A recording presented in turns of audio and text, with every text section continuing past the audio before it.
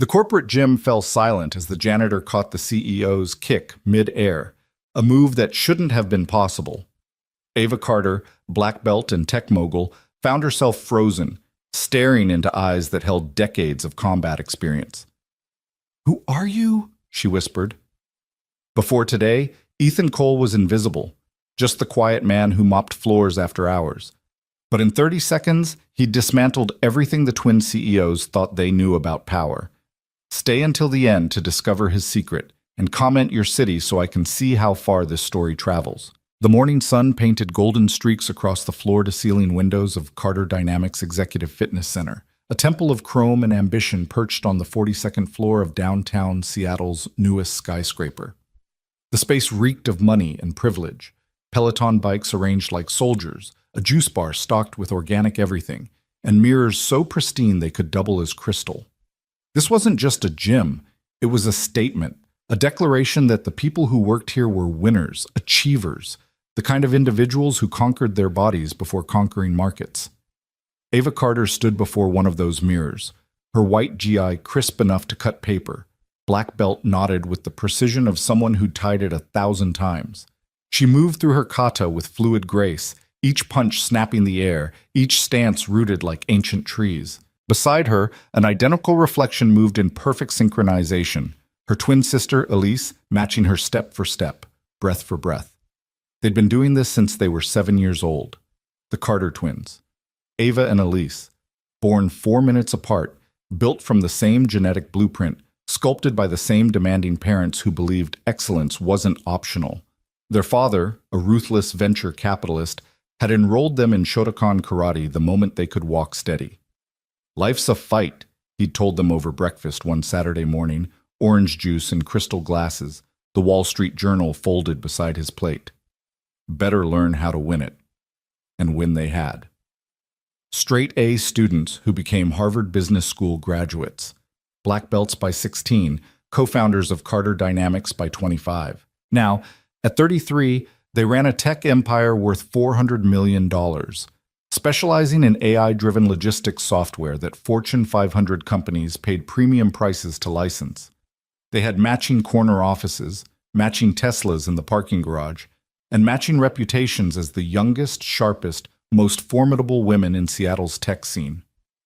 "5 more minutes," Ava said, her voice carrying the authority of someone used to being obeyed. She transitioned into a spinning back kick, her heel cutting through space where an imaginary opponent's head would be. "Then we need to review the tournament brackets." "Already done," Elise replied, dropping into a deep stance. 43 employees signed up, marketing teams making it into content. Charity angle plays well with investors. The annual Carter Dynamics martial arts tournament had become something of a company tradition.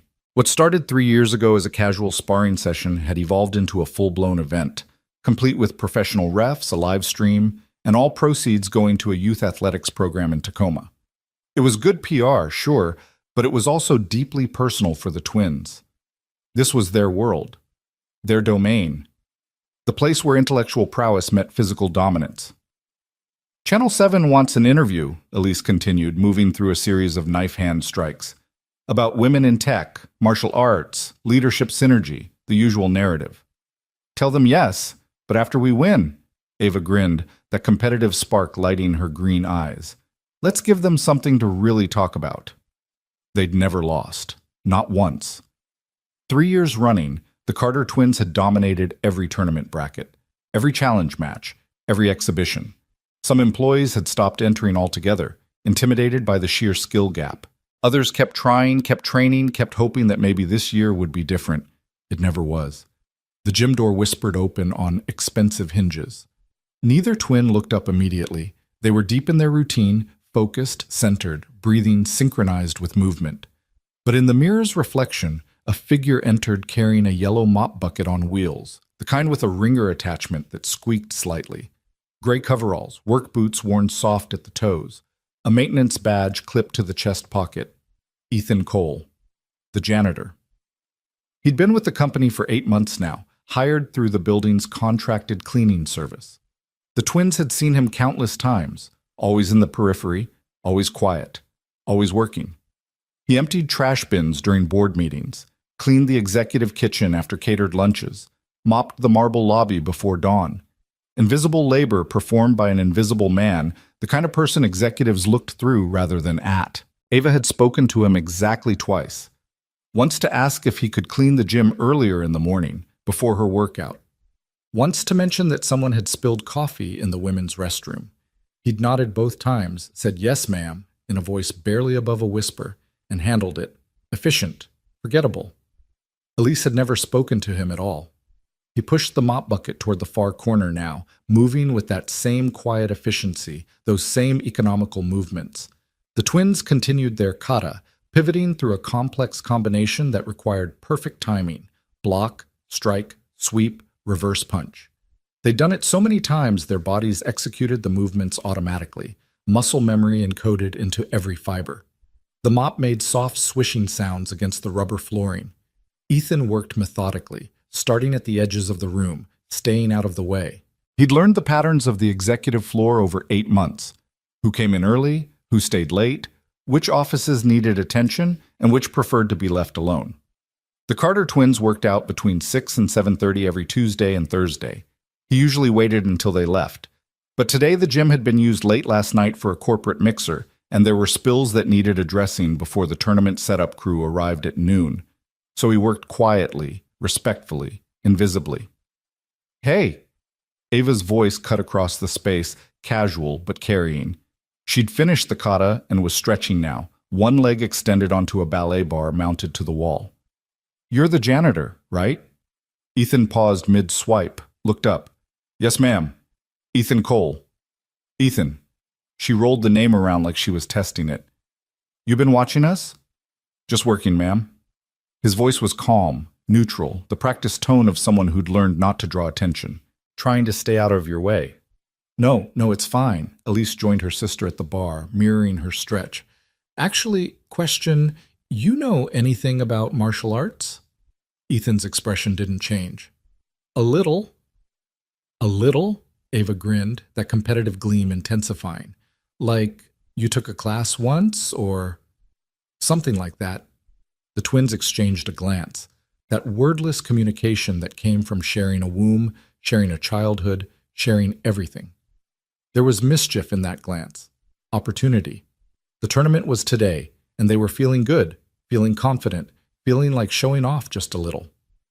You should join, Elise said, making it sound spontaneous even though the idea was already crystallizing between them. The tournament. This afternoon. Ethan shook his head gently. I appreciate it, but I'm working. We'll get you coverage.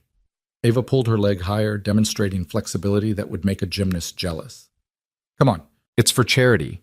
Youth athletics program. Kids who can't afford equipment. Lessons. Every entry fee goes straight to them. I'm sure you two don't need another competitor. Actually, we're a bit short. Elise leaned into her stretch, casual as discussing lunch plans. A few people dropped out last minute, and honestly, it'd be fun. We could use some fresh sparring. Fun.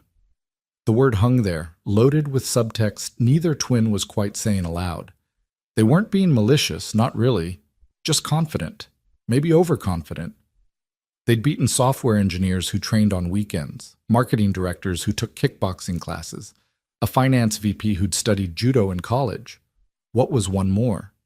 And there was something appealing about the optics, wasn't there? The CEOs who didn't just dominate the boardroom but connected with every level of their company, inclusive, down to earth. The kind of leaders who'd spar with the janitor and probably win graciously, making him feel welcomed even in defeat. Ethan set the mop in the bucket, straightened slowly. He was taller than he looked when hunched over cleaning, maybe 6'1", lean build under those coveralls. His face was weathered in a way that spoke of sun and wind, lines at the corners of his eyes that could have been from smiling or squinting at distant horizons. His hair was mostly gray, cut military short. His hands, resting at his sides, were calloused and scarred in ways that didn't come from pushing mop buckets. I wouldn't want to take a spot from someone who's been training, he said quietly. Oh, don't worry about that, Ava waved dismissively. We're not looking for professionals, just people who want to try, challenge themselves. And the entry fee is only $50, all for the kids. Ethan studied them for a long moment. There was something in his gaze, something the twins couldn't quite identify. Not fear, not excitement. Something older. Something that had seen things and chosen silence over stories. Tell you what, Elise said, warming to the idea now, her competitive instinct fully engaged. How about a preview? Right now. Just a quick round, nothing serious. If you can land a single clean technique on either of us, we'll waive your entry fee. If not, you sign up anyway and give the $50 to charity. Deal? Yeah, Ava straightened, energized by her sister's proposal. Come on, Ethan, one round. What have you got to lose? What did he have to lose? Ethan considered the question, considered these two young women who'd built an empire and didn't realize they'd never actually been tested. Not really. They'd fought in controlled environments, against opponents who played by rules, who telegraphed their intentions, who stopped when someone tapped out. They were skilled. He could see that in their stances, their balance, their confidence. They'd probably win most fights they entered, collect most trophies they competed for. But they'd never fought for their lives. Never felt the difference between dojo sparring and dirt and blood reality. Never learned that the most dangerous opponent is the one who doesn't look dangerous at all. He could walk away. Should walk away. That's what he'd been doing for 3 years. Walking away, staying quiet, keeping his head down, and his history buried. He'd left that life behind. Left it in the mountains of Afghanistan, in the training compounds of Fort Bragg, in the faces of young soldiers he'd taught to survive what was coming for them. But there was something in the twins' easy confidence that tugged at something old inside him. Not anger, not ego. Just a teacher's instinct that recognized students who needed a lesson they didn't know they needed. All right, he said softly. One round. The gym's energy shifted immediately. Ava clapped her hands once, sharp and delighted. Yes! Okay, let me record this. She pulled out her phone from the pocket of her GI. For the company feed. This is going to be gold. Make sure you get his good side, Elise joked, rolling her shoulders, shaking out her arms. She stepped onto the main mat area, padded flooring designed specifically for martial arts, blue and red sections marking sparring zones. Rules are simple, Ethan. Light contact, control your strikes, tap out if you need to. We're not trying to hurt anyone. Appreciate that, Ethan said. He walked to the edge of the mat, unlaced his work boots, set them aside neatly. Peeled off his coveralls. Underneath he wore simple gray athletic clothes, the kind sold in 3-packs at discount stores. His arms were lean, corded with muscle that came from use rather than vanity. Scars traced his forearms, thin white lines, stories written in scar tissue. Ava positioned herself with her phone, framing the mat. Okay, I'm recording. Elise, try not to destroy him too fast. We need at least 30 seconds of content. Elise grinned, stepping into her fighting stance. Left foot forward, weight balanced, hands up but loose. Tournament ready. Championship form. She'd beaten men twice her size with this stance, this technique, this absolute confidence in her training. Ethan stepped onto the mat and bowed. It was a small gesture, traditional, the kind of thing they'd done 1,000 times in their own training. But something about the way he did it made both twins pause. The bow wasn't ceremonial. It was precise, exact. The kind of movement that came from decades of repetition, from training so deeply embedded it became instinct. He straightened and settled into a stance that looked almost casual, feet shoulder-width apart, hands at his sides, weight centered. No guard, no obvious preparation. Just standing there, comfortable and calm, like he was waiting for a bus. You sure you want to start like that? Elise asked, circling slightly. I mean, you might want to put your hands up. I'm good, Ethan said. His voice remained quiet, but there was something underneath it now, not threat, not challenge, just certainty. The absolute confidence of someone who knew exactly what was about to happen. Elise moved first, a testing jab, fast but controlled, checking his reaction time. Ethan swayed backward an inch, just enough, and her fist cut air. She followed with a low kick, sweeping toward his lead leg. He lifted his foot slightly, let it pass underneath, set it down in exactly the same spot. Okay, not bad, Elise said, her competitive spirit fully engaged now. She accelerated, throwing a combination she'd practiced 10,000 times. Jab, cross, hook, spinning back kick. Tournament-winning sequence. She'd scored knockouts with this combination, collected trophies, made opponents quit. Ethan moved like water. He didn't block in the traditional sense, didn't meet force with force. He just wasn't where her strikes arrived. Slight weight shifts. Minimal movement. Each attack missing by fractions of inches, Elise punching and kicking through space that had contained a human being milliseconds before. It was like fighting smoke, like hitting shadows. What the? Elise reset, breathing harder than she expected. Okay, you've got some moves. Want me to step in? Ava called from behind her phone, filming everything. There was less amusement in her voice now, more focus. No, I've got this. Elise adjusted her approach, moving from external attacks to grappling range. If she couldn't hit him, she'd take him down. She shot in fast, dropping her level, reaching for a double-leg takedown that had worked against bigger, stronger opponents. Get him on the ground, establish position, game over. Ethan's knee came up. Not hard. He pulled it, controlled it, let it just touch her forehead as she came in. A warning tap. A message that said, "You'd be unconscious right now if I'd wanted it." Elise froze, still bent forward, feeling that knee resting against her skull. You okay? Ethan asked, genuine concern in his voice. He stepped back, giving her space. She straightened slowly, face flushed. Not from exertion, from realization. From the sudden, unwelcome understanding that she hadn't been fighting an equal. She'd been fighting someone so far above her level that he was showing restraint, pulling techniques, teaching rather than defeating. How did you... she started. My turn, Ava said, setting her phone down, her competitive fire fully ignited now. If her twin couldn't tag him, she would. They were identical in skill, identical in training. What one couldn't do, the other could. That's how it had always worked. She stepped onto the mat, settling into the same stance as her sister. Elise moved off, still processing what had just happened, still feeling that phantom knee against her forehead. You're fast, Ava said, circling Ethan. Real fast. But everyone's got tells. Everyone telegraphs something. That's true, Ethan agreed. He maintained his casual stance, hands still at his sides.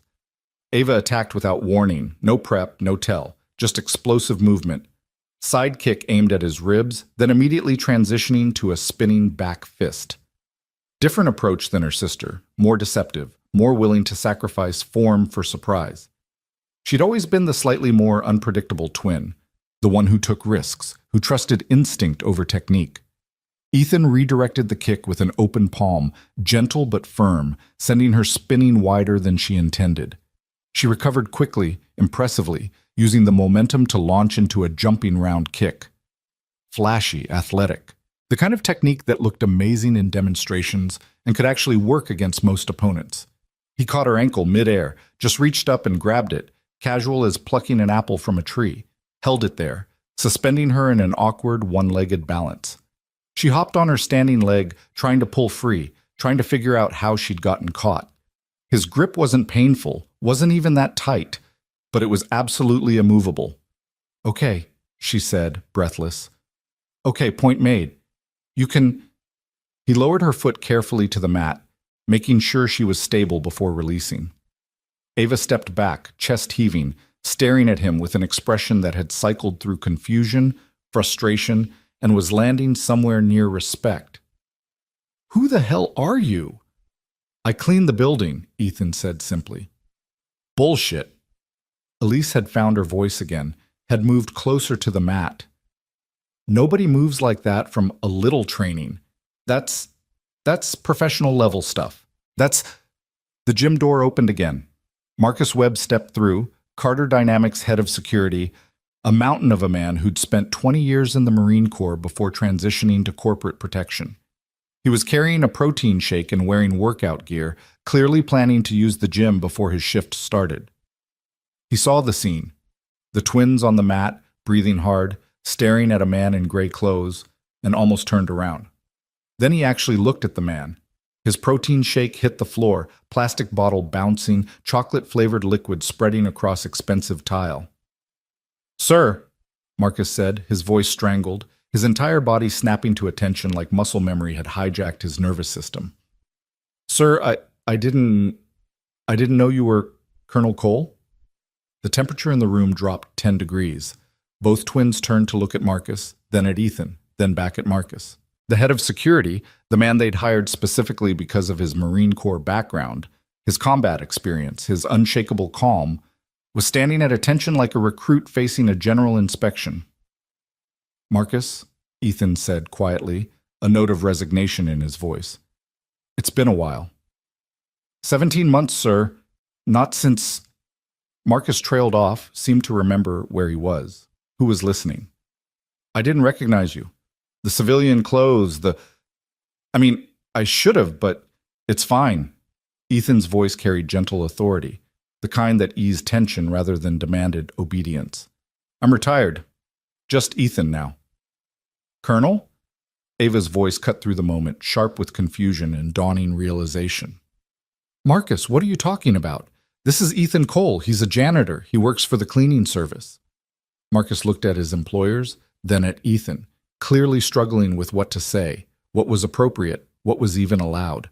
"Ma'am, with all respect, this is Colonel Ethan Cole. He doesn't just..." Marcus took a breath, trying to organize his thoughts. "He trained half the Special Forces hand-to-hand combat instructors in the U.S. military. He's a legend. Was. Ethan interrupted gently. Was those things. Different life. The gym had gone completely silent. Ava's phone lay on the floor, still recording, capturing every word. Elise stood frozen at the edge of the mat, her mind racing through the last 8 months, every interaction, every time she'd walked past this man without really seeing him. "The Ethan Cole?" Marcus continued, unable to help himself, the respect and admiration overriding professional discretion. "The one who designed the combatives program? Who trained Delta and SEAL Team 6? Who wrote the manual on..." "Marcus." Ethan's voice remained quiet, but carried an edge now, a subtle command that stopped the security chief mid-sentence. "I left all that behind. I'd appreciate if it stayed in the past." "Yes, sir. Of course, sir." Marcus bent to retrieve his protein shake, movement stiff with embarrassment. I have rounds. Excuse me." He backed toward the door, couldn't quite make himself turn his back on Ethan, and slipped out into the corridor. The door whispered shut behind him. The twins stood in the aftermath, processing, recalculating everything they thought they'd known. "You trained Special Forces?" Elise finally asked, her voice small. "Long time ago." "How long?" 23 years in service, retired 3 years ago." Ethan moved to where he'd left his coveralls, began pulling them back on over his workout clothes. "Different world back then. Different person." Wait. Ava held up her hands, trying to slow down the information avalanche. "You're telling me you've been mopping our floors for 8 months, and you're actually some kind of... What? Military legend? And you never said anything?" "Wasn't relevant to my job. We just tried to fight you." Elise's voice pitched higher with embarrassed realization. "We recorded it. We were going to put it on social media. Oh my God, we were going to..." "You were fine," Ethan said, his tone gentle, non-judgmental. "You're both skilled. Good technique, good discipline. You've clearly trained hard. But not hard enough." Ava said it quietly, staring at the mat like it might offer answers. "Not even close to enough." Ethan finished pulling on his coveralls, started lacing his boots. "Different kinds of training prepare you for different things. Tournament fighting is a sport. Rules, referees, weight classes, controlled environments. What I learned was about survival in places with no rules at all. You can't compare them." "But you did compare them," Elise said. "Just now, on that mat. And we didn't last 30 seconds. "You lasted as long as you needed to." Ethan stood, fully dressed again, back to looking like a maintenance worker. "Long enough to learn something, if you want to." "What's that?"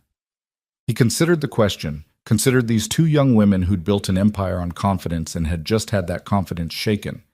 They could respond 2 ways: with ego, defending their pride, pretending this hadn't happened, or with humility, accepting the lesson and growing from it.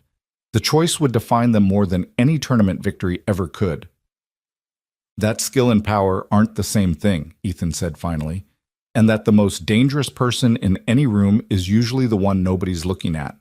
He moved toward his mop bucket, ready to return to work. ready to disappear back into invisibility. Wait! Ava's voice stopped him. That's it? You're just going to go back to mopping floors? After this? It's my job. No, I mean... She struggled to articulate what she meant, what she was feeling. You're Colonel Ethan Cole. You train special operations soldiers. And you're working as a janitor? That doesn't make sense. Makes sense to me. Ethan's hand rested on the mop handle, comfortable with the weight of it. I spent 23 years preparing people for violence, teaching them to hurt, to survive, to kill when necessary. I was good at it, maybe too good. And after a while, you look at yourself in the mirror and wonder if that's all you are. A weapon maker, a violence teacher. So you quit? Elise asked. I retired. There's a difference. His eyes grew distant, seeing something beyond the gym's walls.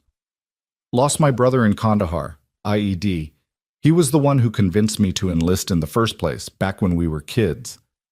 After he died, I started asking questions. What was I doing? Who was I helping? What was I building versus what was I destroying? The twins listened, silent now, recognizing that they'd stumbled into something deeper than a sparring match, something more real than corporate competition. I could have taken another command, Ethan continued. Pentagon wanted me in D.C., training the next generation of trainers. Good money, good prestige, good retirement. But I looked at that offer and realized I'd just be perpetuating the same cycle, creating more people like me, teaching more people to fight, and I was tired. Tired of violence, tired of loss, tired of being Colonel Cole. So, you became a janitor, Ava said, not mocking now, trying to understand. I became someone who cleans up messes instead of making them. Someone who helps maintain spaces where people work, create, build things. It's simple. It's honest. It's quiet. He smiled slightly. And nobody bothers you. Nobody asks you to train them to hurt people. Until we did, Elise said softly. Until you did. Silence settled over the gym again, but it was different now. Contemplative rather than shocked. Thoughtful rather than stunned. Ava picked up her phone from the floor, looked at the recording still running. Without hesitation, she deleted it. I'm sorry, we were being arrogant, treating you like entertainment. Like your skills were something for us to test ourselves against. You didn't know. That's not an excuse. Elise moved closer, not crowding, but closing the distance between executive and employee, between different worlds. We should have treated you with respect regardless of your background. That's on us. Ethan studied them both, seeing something shift in their expressions, their postures. Pride transforming into something more valuable. Humility. It was a rare thing in corporate America, in places where image and dominance and never showing weakness became armor that people forgot they were wearing. The tournament, he said suddenly. This afternoon. You two are competing? We were planning to, Ava said. Though, honestly, after this, I'm not sure I want to. You should. Ethan's voice was firm, not commanding, but encouraging. You've both trained hard. You've got good skills. Don't let one sparring session shake your confidence. Easy for you to say. You didn't get dismantled in under a minute. I've been dismantled plenty of times. Ethan's smile was genuine now, remembering. My first hand-to-hand instructor was a Filipino woman named Rosa Santos.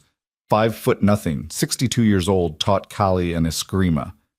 I was a cocky 21-year-old Special Forces candidate, all muscles and confidence. She put me on my ass 17 times in our first session. I stopped counting after that. What did you do? I learned, listened, checked my ego at the door, and accepted that I was a beginner facing a master.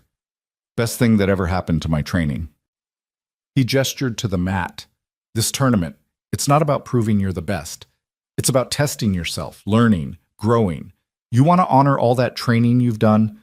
Step onto that mat this afternoon and compete. Not to dominate, to learn. The twins exchanged another glance, that wordless communication flowing between them. Would you? Elise started, then stopped, unsure if she should ask. Would I what? Would you consider helping us train? I mean, not right now, obviously, but maybe... She trailed off, suddenly aware of how presumptuous the request might sound. Sorry, that's probably... I'll think about it, Ethan said, surprising himself with the answer. He'd sworn off teaching, sworn off anything that resembled his old life. But there was something about these two. Their willingness to learn, their ability to set aside ego when confronted with truth. Those were rare qualities, worth cultivating. Really? Ava's eyes lit up. I said I'd think about it. Think. No promises. He gripped the mop handle. Now I need to finish this floor before the tournament crew arrives. You two should probably prepare. He started mopping again, falling back into the rhythm of the work. The simple back-and-forth motion that required no decisions, no strategy, no violence. Just clean water and dirty floors and the satisfaction of making things a little bit better than they were. The twins gathered their things slowly, still processing, still recalibrating their entire understanding of the world and their place in it. As they reached the door, Elise turned back. Ethan? He looked up from his mopping. Thank you. For the lesson, for your honesty. She paused. And for your service. I know that's probably something you've heard a million times, but thank you. He nodded, accepting the gratitude without commentary. Some things didn't need words. After they left, Ethan continued cleaning, working his way across the expensive flooring, removing the scuff marks and water spots and all the small signs of use. The sun had climbed higher now, filling the space with bright light, turning the mirrors into panels of gold. In the reflection, he could see himself. Gray-haired man in coveralls, pushing a mop, looking every bit like what he appeared to be. A janitor. A maintenance worker. Someone forgettable. But underneath the reflection, underneath the coveralls and the gray hair and the 3 years of deliberate invisibility, Colonel Ethan Cole remained. Not gone. Not erased. Just resting. Quiet. Waiting to see if this new life he'd chosen could offer something his old life never had. Peace. The executive washroom on the 42nd floor had heated floors and imported Italian marble, but Ava Carter barely noticed as she splashed cold water on her face. Her reflection stared back. Same green eyes, same sharp features, same person who'd walked into the gym 90 minutes ago. Except everything felt different now, like the world had tilted slightly on its axis and she was still finding her balance. You okay? Elise emerged from one of the stalls, moving to the adjacent sink. Define okay? Ava grabbed a hand towel from the warmed rack, pressed it against her face. I just got schooled by our janitor, a janitor who happens to be Special Forces royalty, and we almost made a social media post about it. Former janitor, probably. Elise began washing her hands with meticulous care, a nervous habit from childhood. There's no way we can just pretend this didn't happen. HR needs to know. Legal needs to know. Hell, the board probably needs to know we've had a military legend mopping our conference rooms. You think he lied on his application? I think he probably didn't volunteer information nobody asked for. Elise dried her hands, staring at her own reflection. The cleaning service does background checks, right? Criminal records, references, the basic stuff. But they're not looking for colonels. They're looking for people who can clean toilets and show up on time. Ava leaned against the counter, processing. Marcus called him a legend, trained half the Special Forces instructors. What does that even mean? Like he's the guy who taught the guys who teach the guys? Something like that. Elise pulled out her phone, typed rapidly. I'm looking him up, Colonel Ethan Cole. There's got to be something online, some record. Maybe we shouldn't. Elise paused mid-search, looked at her twin. What? He clearly doesn't want attention. He left that life, chose to be invisible. And we're about to internet stalk him? We're trying to understand who's been working in our building for 8 months. That's due diligence, not stalking. It's also violating his privacy. Ava straightened, that familiar sense of right and wrong asserting itself. Their father had raised them to be ruthless in business, but their mother, a civil rights attorney before cancer took her when the twins were 19, had instilled something deeper. Respect for dignity. Recognition of choice. He told us what he wanted us to know. The rest is his business. Elise lowered her phone slowly, torn between executive responsibility and human decency. So what do? Just go back to normal? Pretend he didn't catch your kick midair like you were moving in slow motion?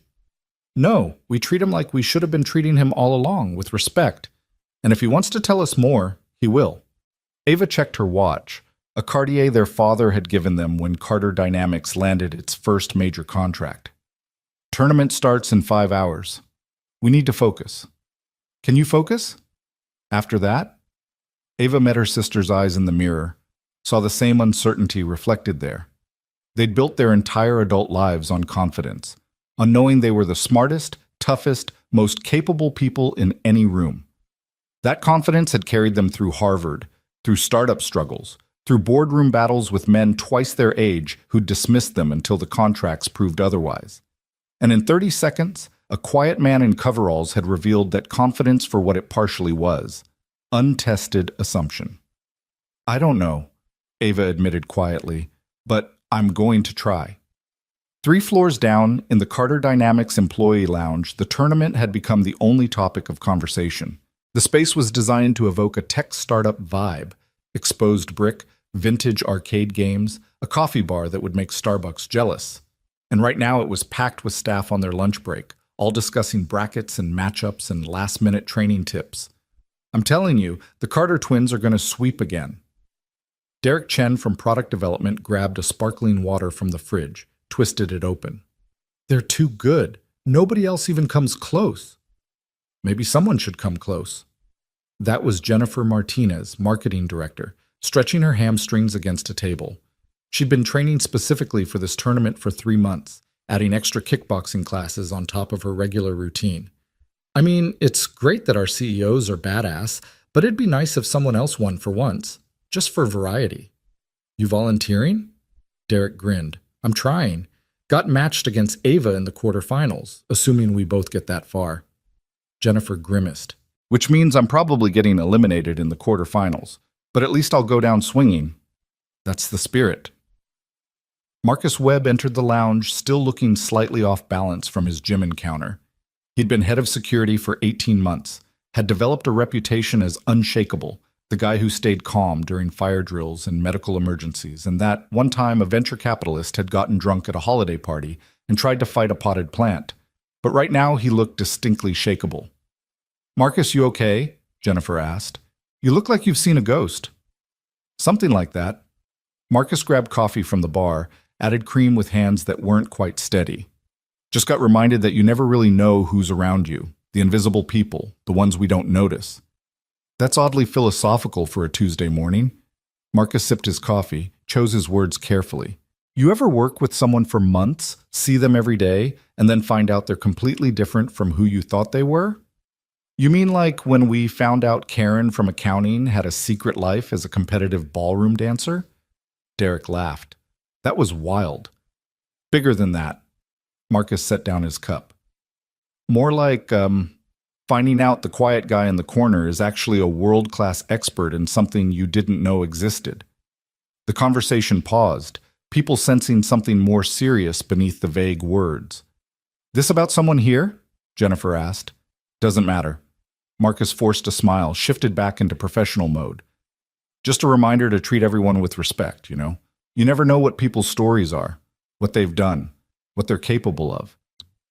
He left before anyone could ask follow-up questions, heading back to his rounds, still processing the fact that he'd been sharing an elevator with Colonel Ethan Cole for 18 months without recognizing him.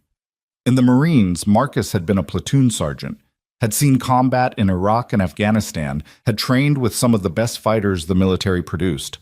And the man who'd taught many of those fighters had been mopping the floor outside Marcus's office. It made him reconsider everything, every time he'd nodded at Ethan in passing, every time he'd handed him a trash bag that needed replacing, every casual interaction that had been one-sided because Marcus had never thought to actually see the person behind the coveralls. In the executive suite, Ava and Elise had returned to their respective offices, trying to focus on work. Emails needed answering, contracts needed reviewing. A conference call with Tokyo was scheduled for 2 o'clock, normal Tuesday operations for a multi-million-dollar company. But normal felt impossible now. Ava sat at her desk, staring at a profit-loss statement without actually reading it, her mind replaying the gym session. The way Ethan had moved, or hadn't moved. That casual stance, hands at his sides, like he was standing in line at a grocery store rather than facing a black belt. And then the effortless defense, the gentle control, The way he'd caught her sister's ankle like plucking a flower. Her phone buzzed. Text from Elise. Did you notice his hands? Ava replied, What about them? Scars. Lots of them. Not from mopping floors. Combat? Probably. Made me wonder what else we don't see. How many other people are walking around with entire lives we know nothing about? Ava set down her phone, looked around her office. Corner suite, floor-to-ceiling windows overlooking Puget Sound, modern furniture that costs more than most people's cars. Success made visible, achievement on display. But what if success wasn't always visible? What if the most accomplished people were the ones who chose invisibility? The thought unsettled her in ways she couldn't quite articulate. Her desk phone rang, internal line. She picked up. Ava Carter. Ms. Carter, this is Denise from HR. The voice was professional but slightly uncertain. Do you have a moment? There's a situation I wanted to bring to your attention. Ava's stomach tightened. What kind of situation? It's about one of our contracted maintenance staff, Ethan Cole.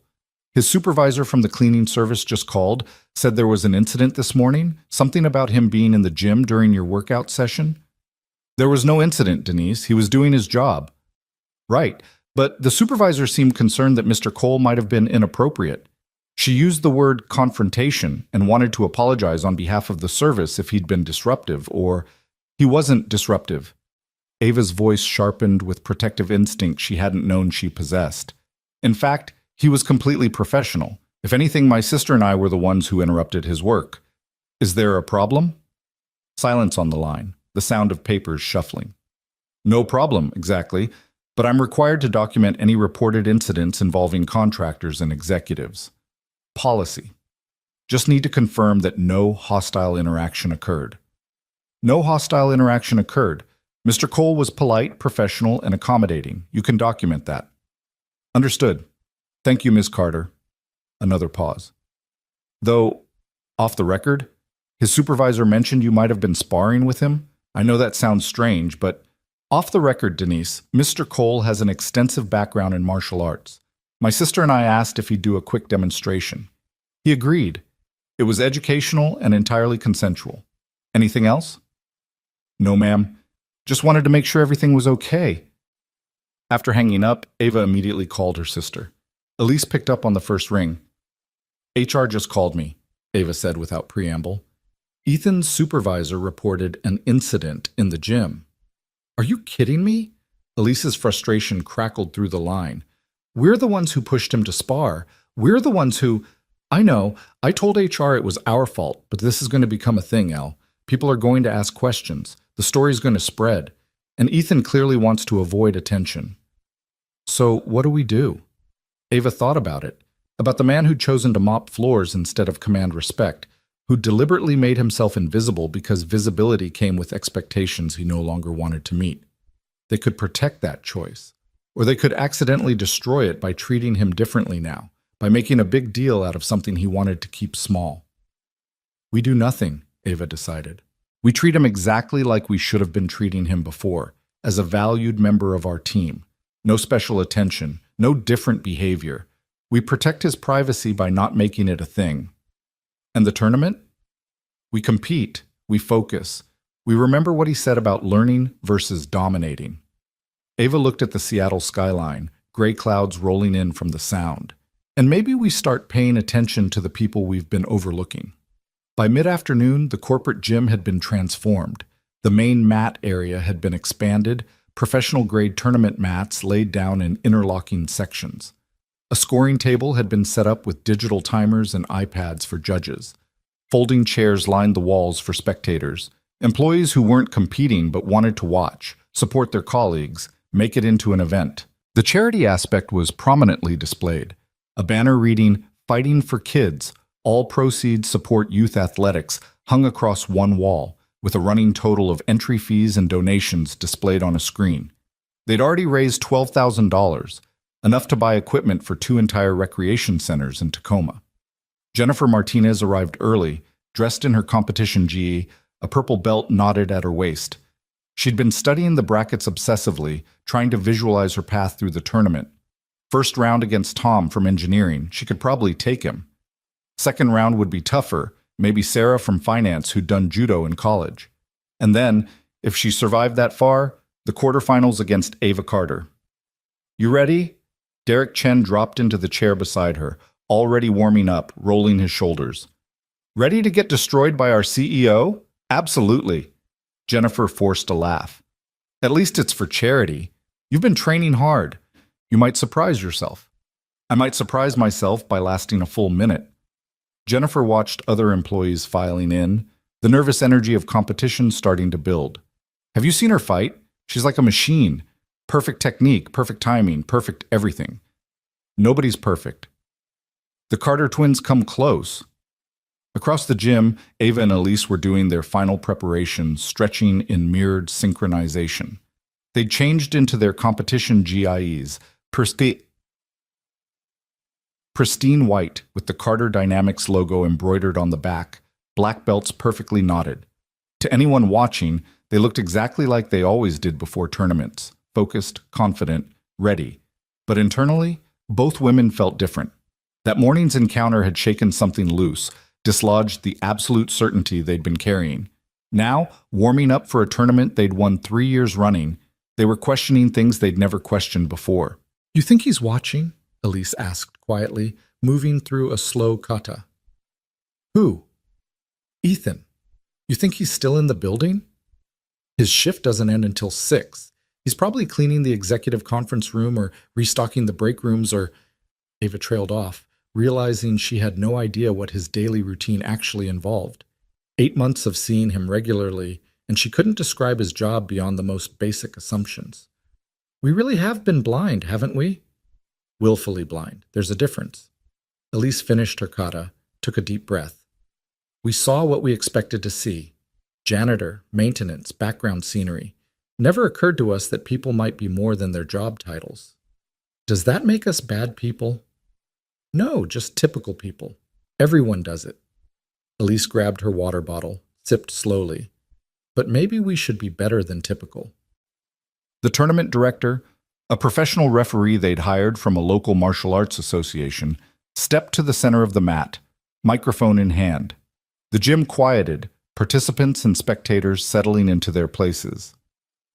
Welcome to the 4th annual Carter Dynamics Charity Martial Arts Tournament. His voice boomed through the space, professional and energetic. We've got 43 competitors today, representing every department of this amazing company. All entry fees and donations go directly to the Tacoma Youth Athletics Foundation, supporting kids who want to train but can't afford equipment or lessons. Applause rippled through the crowd, genuine enthusiasm mixing with nervous anticipation. Rules are simple, the director continued. 2-minute rounds, points scored for clean techniques, punches, kicks, throws, takedowns. Control is mandatory. We're not trying to hurt each other. We're testing skill. Excessive contact means disqualification. Respect your opponent, respect the judges, and let's have a great tournament. More applause. The director consulted his tablet, pulled up the first match. Opening round, Division 1, Tom Brennan versus Jennifer Martinez. Competitors, please take the mat. Jennifer stood, trying to control her breathing, trying to channel all those extra kickboxing classes into confidence. Tom met her at the edge of the mat, a nice guy from engineering, software developer who'd been doing taekwondo for about 2 years. They bowed to each other, to the judges, to the director. Ready? The director asked. Fight! They engaged carefully, both tentative, feeling each other out. Tom threw a testing kick. Jennifer blocked, countered with a punch combination. The crowd cheered, colleagues supporting colleagues, the atmosphere more celebration than competition. From her seat on the sidelines, Ava watched with new eyes. Jennifer was nervous but skilled, her technique solid even if her confidence wavered. Tom was enthusiastic but telegraphed his moves, shoulders tensing before strikes. 2 people testing themselves, pushing past comfort zones, learning. This is what the tournament was supposed to be about, Ava realized. Not domination, not proving superiority, just people challenging themselves, supporting each other, growing together. The round ended, Jennifer won on points, her superior conditioning and slightly better technique making the difference. They hugged after the final bell, both breathing hard, both grinning with the pure joy of effort. That was amazing, Tom told her, loud enough for nearby seats to hear. Your counter game is so much better than last year. You almost got me with that spinning kick. I barely blocked it. They left the mat friends, competitors but not enemies, the best version of what sport could be. The tournament progressed through early rounds. Derek Chen won his match against a woman from legal who'd been training in Brazilian Jiu-Jitsu. Sarah from finance, the former judo competitor, dismantled her opponent with a beautiful hip throw that made the judges smile. Each match told a story. Training met opportunity, skill met heart, fear met courage. And then the director called. Division 1. Quarterfinal, Jennifer Martinez versus Ava Carter. The gym's energy shifted immediately. This was what people had been waiting for, the first appearance of one of the CEOs. Jennifer stood slowly, visibly steeling herself, knowing she was about to face someone on a completely different level. Ava rose from her seat, tried to find the right mindset, the right approach. Learning versus dominating, she reminded herself. This isn't about proving I'm better, it's about helping her learn. They met at the center of the mat, bowed. Up close, Ava could see the anxiety in Jennifer's eyes, the way her jaw was clenched too tight, her shoulders riding high with tension, classic signs of someone expecting to lose, fighting against that expectation. Breathe, Ava said quietly, just between them. You've trained for this. Trust your training. Jennifer blinked, surprised by the encouragement. You're supposed to be intimidating me. Why? You're intimidating yourself enough already. Ava smiled, genuine warmth replacing her usual competitive intensity. Let's have a good match. Show me what you've got. The director signaled. They began. Ava had intended to take it easy, to give Jennifer opportunities to showcase her skills, to make it educational rather than embarrassing. But something shifted as they engaged. Jennifer, freed from some of her paralyzing anxiety by Ava's words, started fighting more naturally. Her kicks had decent power. Her combinations showed real thought. She wasn't winning, wasn't going to win, but she was competing, really competing, making Ava work. The crowd sensed it too, their cheers growing louder. Jennifer scored a point with a clean body kick that slipped through Ava's guard. Another point with a punch combination that, while blocked, demonstrated excellent form. She was losing 7-3, but those 3 points felt like victories.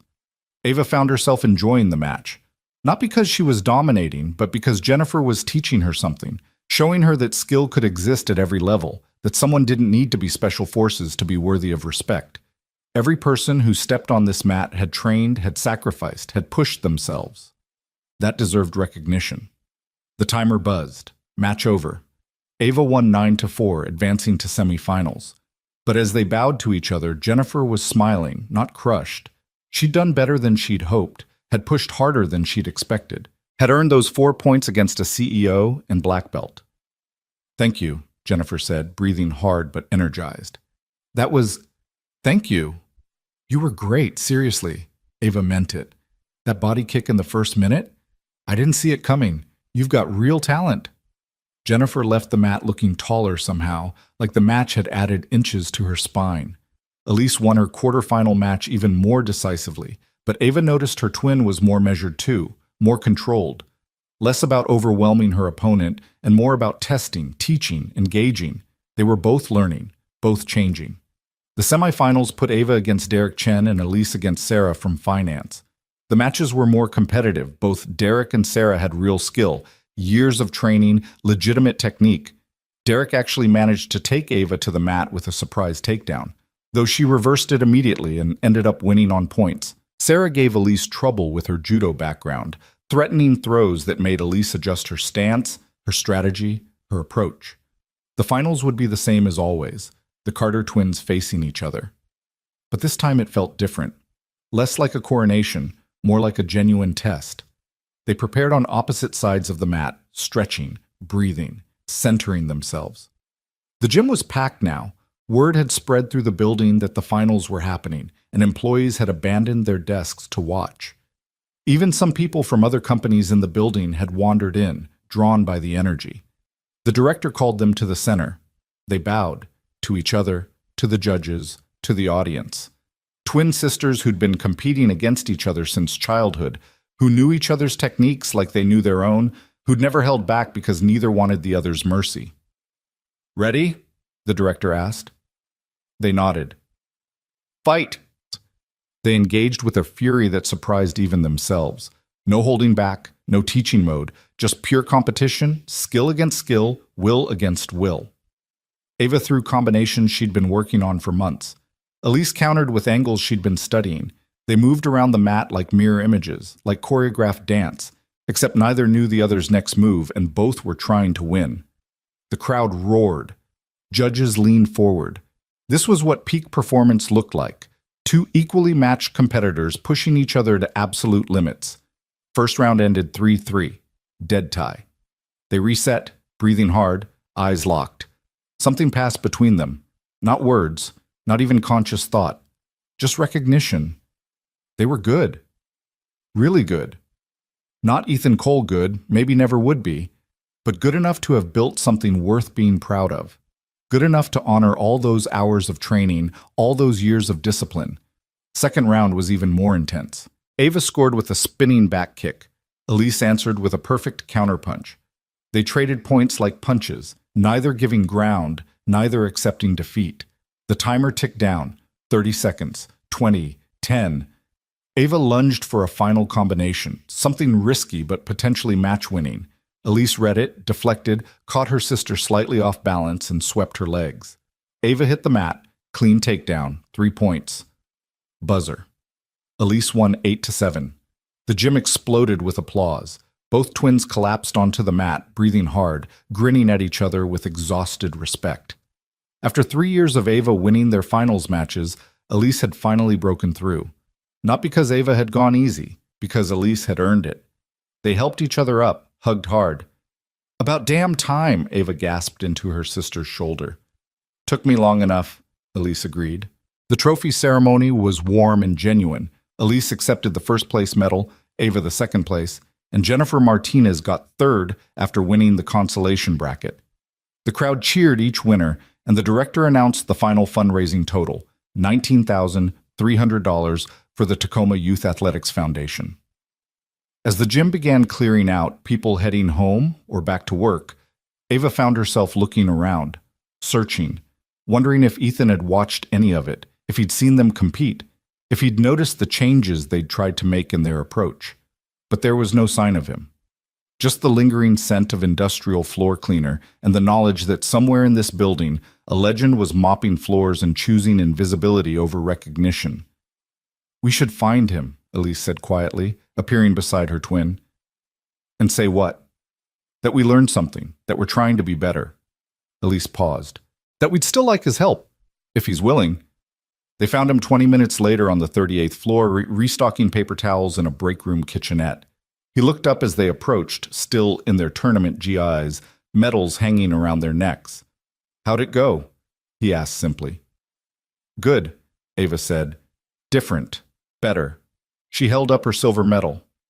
"I lost the finals." "To your sister?" "Yeah." "That's good. Keeps you both sharp." Ethan returned to his work, organizing supplies with the same precision he'd shown in every movement. "The tournament raised good money?" "Almost $20,000. Elise leaned against the doorframe. "Kids in Tacoma are going to get equipment, lessons, opportunities they wouldn't have had otherwise. That's what matters." Silence settled between them, comfortable but weighted with unspoken questions. The twins had come looking for him with speeches prepared, requests rehearsed, but standing here in this mundane break room watching him work, the speeches felt wrong, presumptuous. "The offer still stands," Ava finally said. "If you ever want to train us, teach us. We'd be grateful." Ethan considered this, hands still busy with paper towels and cleaning supplies. "What do you want to learn?" "Whatever you're willing to teach." That's not an answer. Teaching requires knowing what the student needs, what they're trying to achieve. He looked at them directly now, those weathered eyes seeing through corporate titles to the actual people underneath. "Why do you train?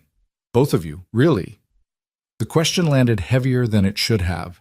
Ava exchanged a glance with her sister, realized they'd never actually articulated it. They trained because their father had started them training, because they'd been good at it, because winning felt good and losing felt terrible, because it was part of their identity, part of the Carter twin brand. But why did they train?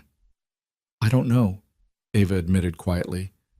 I thought I did, but after this morning, after the tournament, I'm not sure anymore. That's honest. Ethan nodded approval. Most people never question their motivations.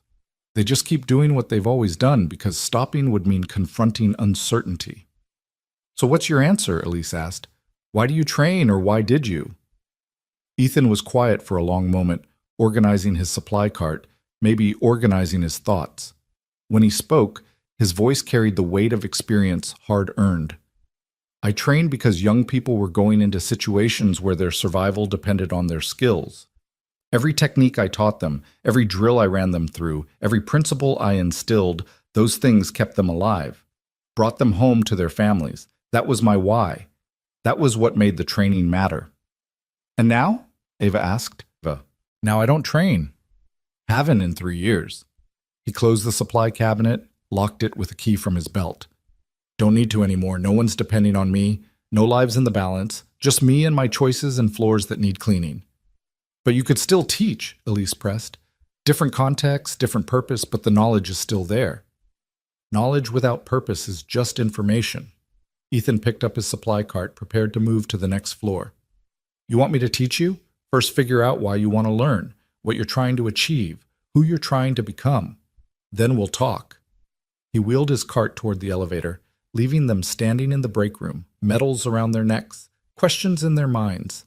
As the elevator doors closed, Ava turned to her sister. Who are we trying to become? I don't know, Elise admitted, but I think we just got our first real homework assignment. They stood there a while longer, two successful women at the top of their professional game, suddenly realizing they'd been climbing a ladder without ever questioning where it led or why they were climbing it in the first place. Outside the windows, Seattle's gray afternoon was deepening toward evening, clouds rolling in from the sound, carrying the promise of rain. The building around them hummed with activity, employees finishing work, computers processing data, elevators carrying people up and down, the endless rhythm of corporate life. And somewhere in that rhythm, moving quietly through floors and hallways, a colonel who'd chosen to become invisible was offering lessons to anyone willing to see. The question haunted Ava for 3 days straight. Who was she trying to become? It seemed like such a simple thing to answer. Successful businesswoman, martial artist, leader, innovator. But every answer felt hollow the moment she examined it. Those were labels, accomplishments, external markers. They described what she did, not who she was or who she wanted to be.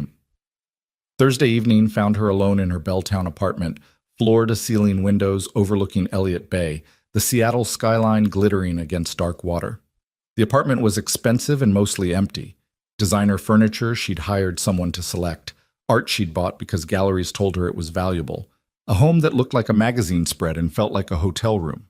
She'd lived here for 4 years and couldn't remember the last time she'd cooked a meal in the pristine kitchen or sat on the balcony to watch the sunset. Her phone buzzed. Text from Elise.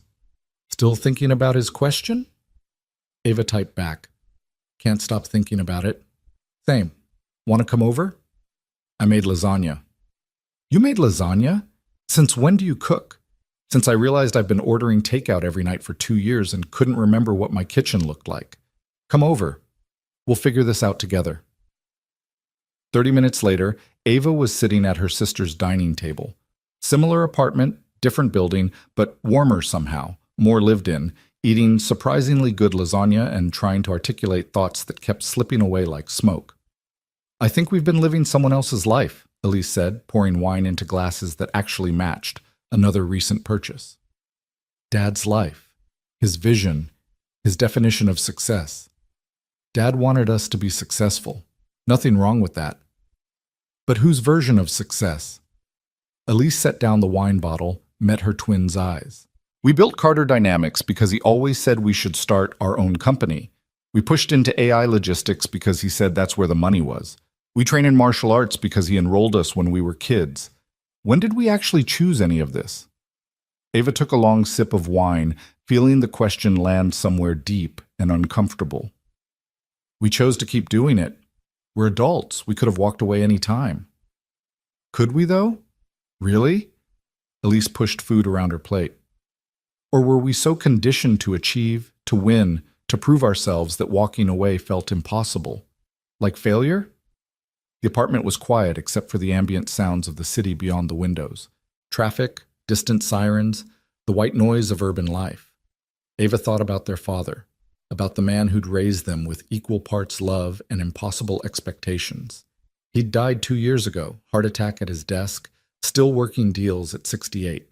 They'd cried at his funeral and then returned to running Carter Dynamics exactly the way he would have wanted. His legacy continued through them. But was it their legacy? Or were they just custodians of someone else's dreams? I don't know how to answer Ethan's question, Ava admitted quietly. I thought I knew who I was, CEO, black belt, winner. But those are just achievements. They're not. They're not purpose. They're not why. Maybe that's the point.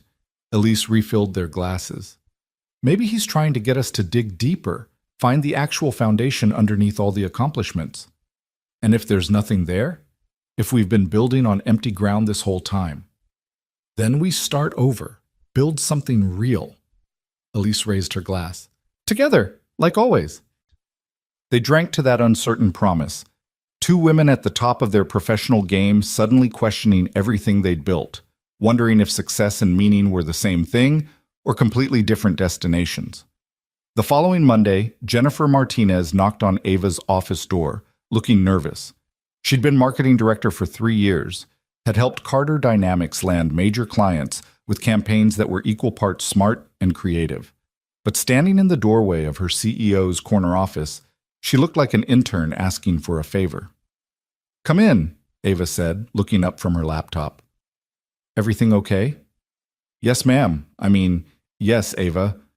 Jennifer stepped inside, closed the door.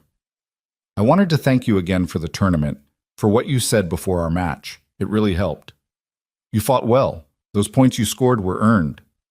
"That's actually why I'm here." Jennifer moved closer, still uncertain. "After the tournament, I've been thinking about training more seriously. Not just the kickboxing classes I've been taking, but actual martial arts. Like committed study. And I was wondering if you knew any good schools in the area? Places that focus on real technique, not just fitness?" Ava considered the question, thought about the dozens of martial arts schools in Seattle, the ones she'd visited or competed against over the years. She could recommend several, but instead she found herself asking, "Why do you want to train?" Jennifer blinked, surprised by the question. "To get better. To challenge myself." "But why? What are you trying to achieve? Who are you trying to become?" The words were Ethan's, but speaking them herself, Ava realized she was asking Jennifer to do the work she hadn't done yet, to articulate purpose before pursuing achievement. It felt hypocritical and necessary in equal measure. I'm not sure how to answer that." Jennifer sat down in the chair across from Ava's desk. "I guess I just want to be stronger?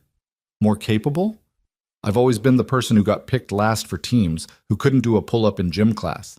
Training makes me feel like I'm taking control of that narrative." "That's honest." Ava closed her laptop, gave Jennifer her full attention. "And it's a valid reason. Better than mine, probably." "What's your reason?" Ava laughed, short and slightly bitter.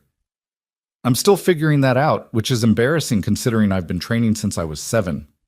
They sat in silence for a moment, CEO and director, both grappling with questions that had seemed simple until examined closely. "There's someone," Ava said slowly, making a decision even as she spoke. "Someone who might be able to help both of us. But I need to ask him first if he's willing. Can I get back to you?" "Of course. Thank you." Jennifer stood, then paused. "Can I ask you something? Off the record?" "Sure." "Do you ever feel like you're supposed to have all the answers? Like you're the CEO, you're successful, you're this black belt champion. People look at you and assume you've got everything figured out. But what if you don't? What if you're still trying to figure out basic stuff and you can't admit it because everyone expects you to be perfect?" Ava felt something crack open in her chest, some sealed compartment where she'd been storing exactly that feeling for years. "Every single day," she admitted. Every day I wake up feeling like an imposter who's going to get discovered, like someone's going to realize I don't actually know what I'm doing, and everything will fall apart. Really? Jennifer's voice was small, vulnerable. But you built this company. You're so confident, so capable. I'm terrified most of the time. I just hide it well. Ava smiled, sad and genuine. The confidence is performance. The capability is practice. But underneath, I'm still figuring out who I am and what I'm doing and whether any of this matters. Jennifer absorbed this, seemed to stand taller somehow, like knowing her CEO shared her doubts made those doubts less shameful. Thank you for telling me that. I thought it was just me. Never just you. We're all making it up as we go. After Jennifer left, Ava sat alone in her office, staring at the Seattle skyline, thinking about masks and performances and the difference between looking successful and being whole. She'd spent so much energy maintaining the image of confidence that she'd forgotten it was supposed to be a reflection of something real, not a substitute for it. Her phone buzzed. Text from Marcus Webb. Need to talk when you have a minute. About Ethan. Ava's pulse quickened. Everything okay? Nothing bad. But something you should know. My office?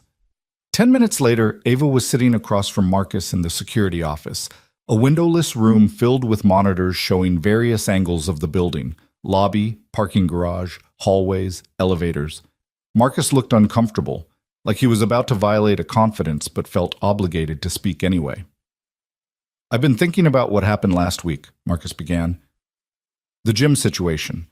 And I feel like I need to tell you more about Colonel Cole, about what he actually did, what he represents.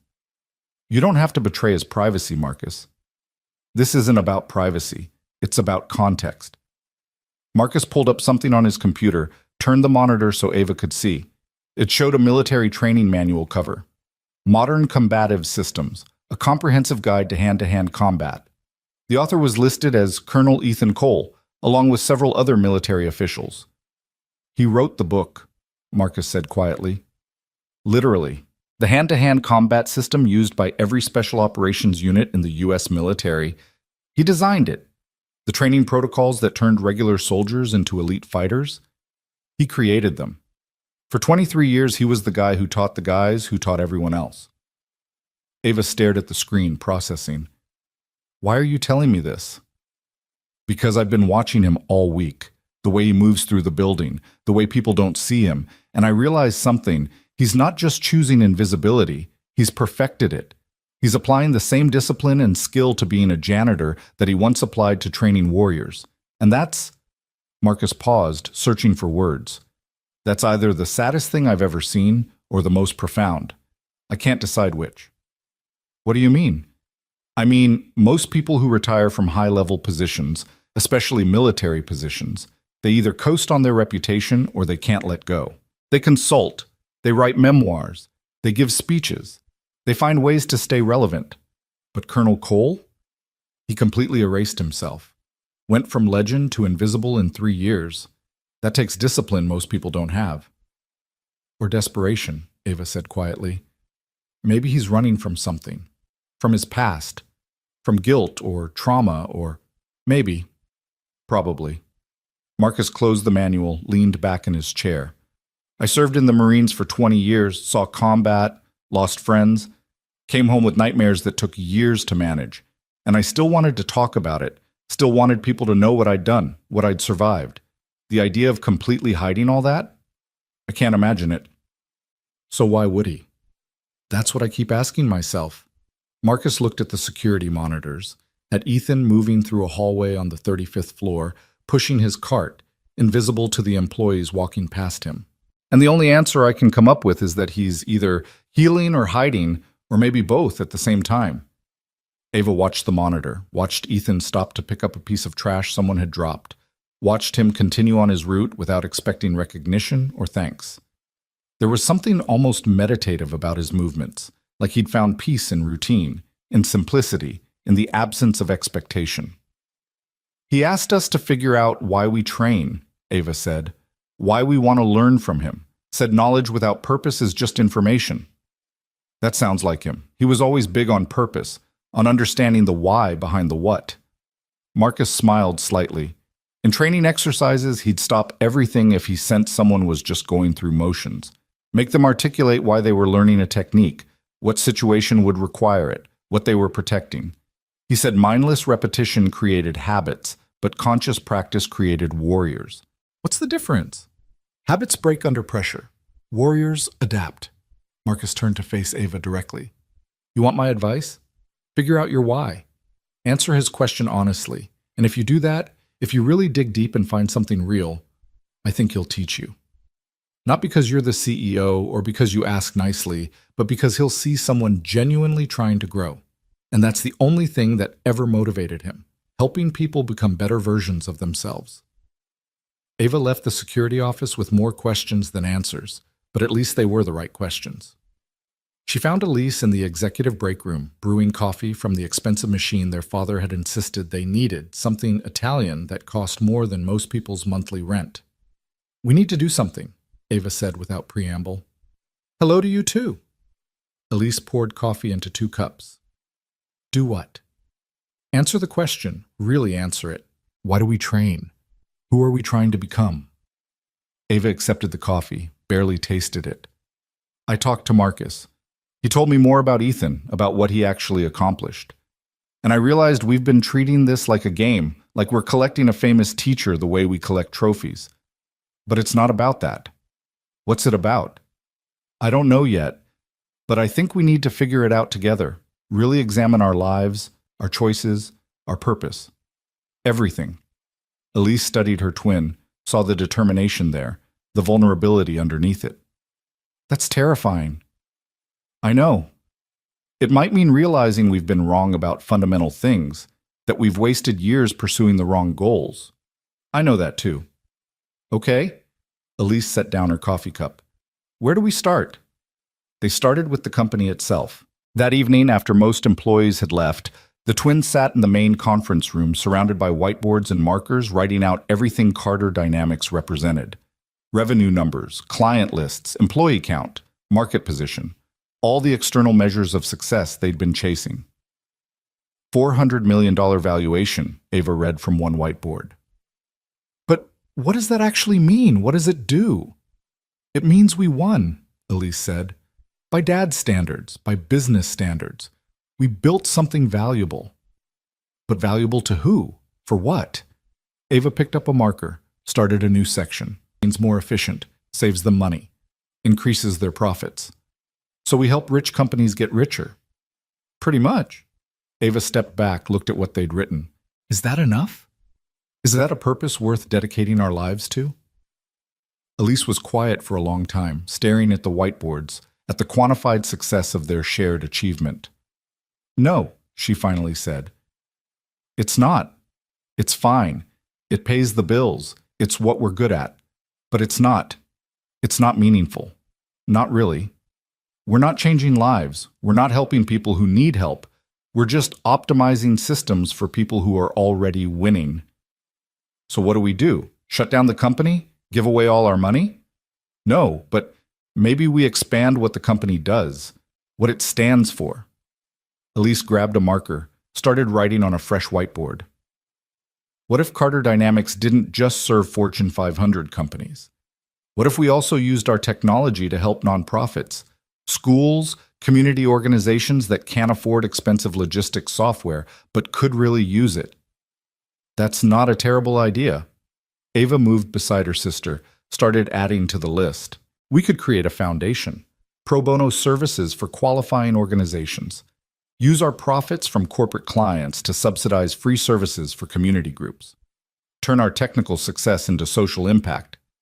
Give our work meaning beyond profit.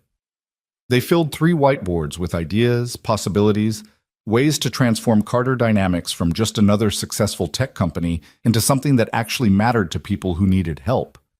It wasn't complete, would require planning, resources, restructuring, but it was a start, a direction, a possible answer to the question of purpose. By the time they finished, it was nearly midnight. The building was empty except for security and the night cleaning crew. As they packed up their notes, Ava heard the familiar squeak of a mop bucket in the hallway outside. She opened the conference room door. Ethan was there, mopping the marble floors, moving with that same methodical precision. He looked up, registered their presence, nodded politely. "Working late," he observed. "Trying to answer your question," Ava said. "The one about why we want to learn, who we're trying to become." "Make any progress?" "Some. Maybe." Elise stepped out into the hallway. "We realized our company is successful but not meaningful, so we're trying to change that. Use our resources to help people who actually need help, not just help rich companies optimize profits." Ethan continued mopping, but Ava sensed he was listening more carefully than his casual posture suggested. "That's a start?" "Just a start?" Ava felt defensive, frustrated. "We're talking about potentially restructuring our entire business model, diverting resources, taking on pro bono clients. That's significant." "It's significant to your company. What about to you, personally?" Ethan paused his mopping, leaned on the handle. "If Carter Dynamics disappeared tomorrow, if the company didn't exist, who would you be? What would you do? What would matter to you?" The question landed like a punch to the sternum, because the honest answer was terrifying. Without Carter Dynamics, without the company and the title and the structure, Ava had no idea who she was. The company had become her identity, her purpose, her entire sense of self. Remove it and she'd be… what? Nobody. Nothing. Empty space wearing expensive clothes. "I don't know," she whispered. "Neither do I," Elise admitted beside her. "That's the real question," Ethan said gently. "Not what your company should do, but who you are underneath the company. Strip away the achievements, the titles, the accomplishments. What's left? What's core? What's true?" He returned to mopping, leaving them standing in the hallway, facing an existential crisis they hadn't known they were having. The next 2 weeks were uncomfortable in ways Ava hadn't anticipated. She found herself questioning everything, every decision, every interaction, every moment of her day.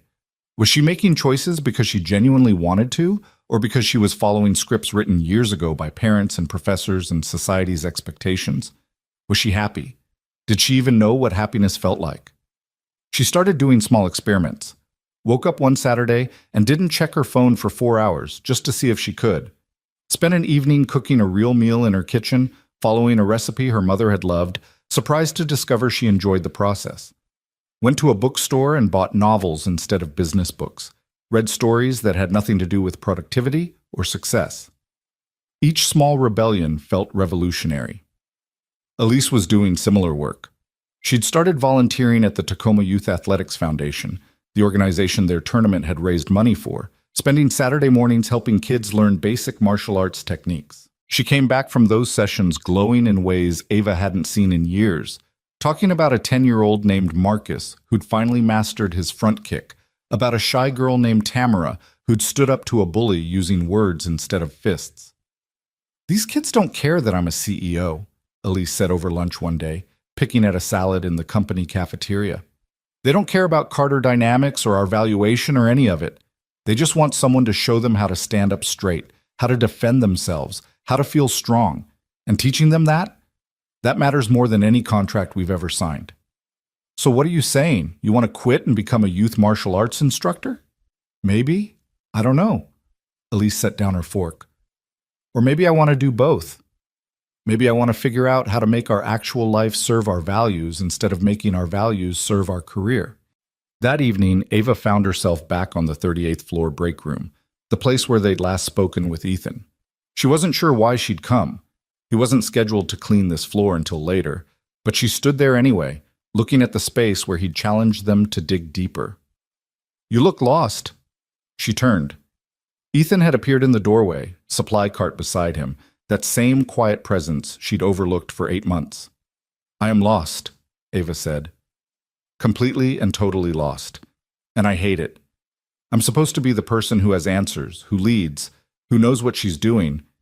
But right now I don't know anything. That's progress. How is this progress?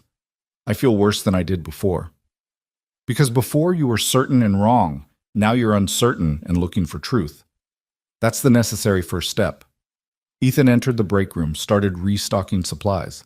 Most people never take that step. They stay comfortable in certainty, even when that certainty is built on nothing real. So what's the second step? You keep looking, keep questioning, keep stripping away the false things until you find something solid. He organized paper cups with careful precision. I did this 3 years ago. Left everything I knew, everything I was, because I realized Colonel Cole was a construction, a role I'd been playing, and underneath the role, I'd lost track of who Ethan actually was. Did you find him? The real Ethan? Still looking. He smiled slightly. But I'm closer than I was, and I'm doing work that doesn't require me to teach people how to hurt each other, which is something. Ava sat down at one of the break room tables, watched him work. There was something meditative about his movements, something peaceful in the simple completion of simple tasks. No pressure, no performance, just work that needed doing, done well. Jennifer Martinez asked me about training, Ava said. Wanted to know if I could recommend a good martial arts school.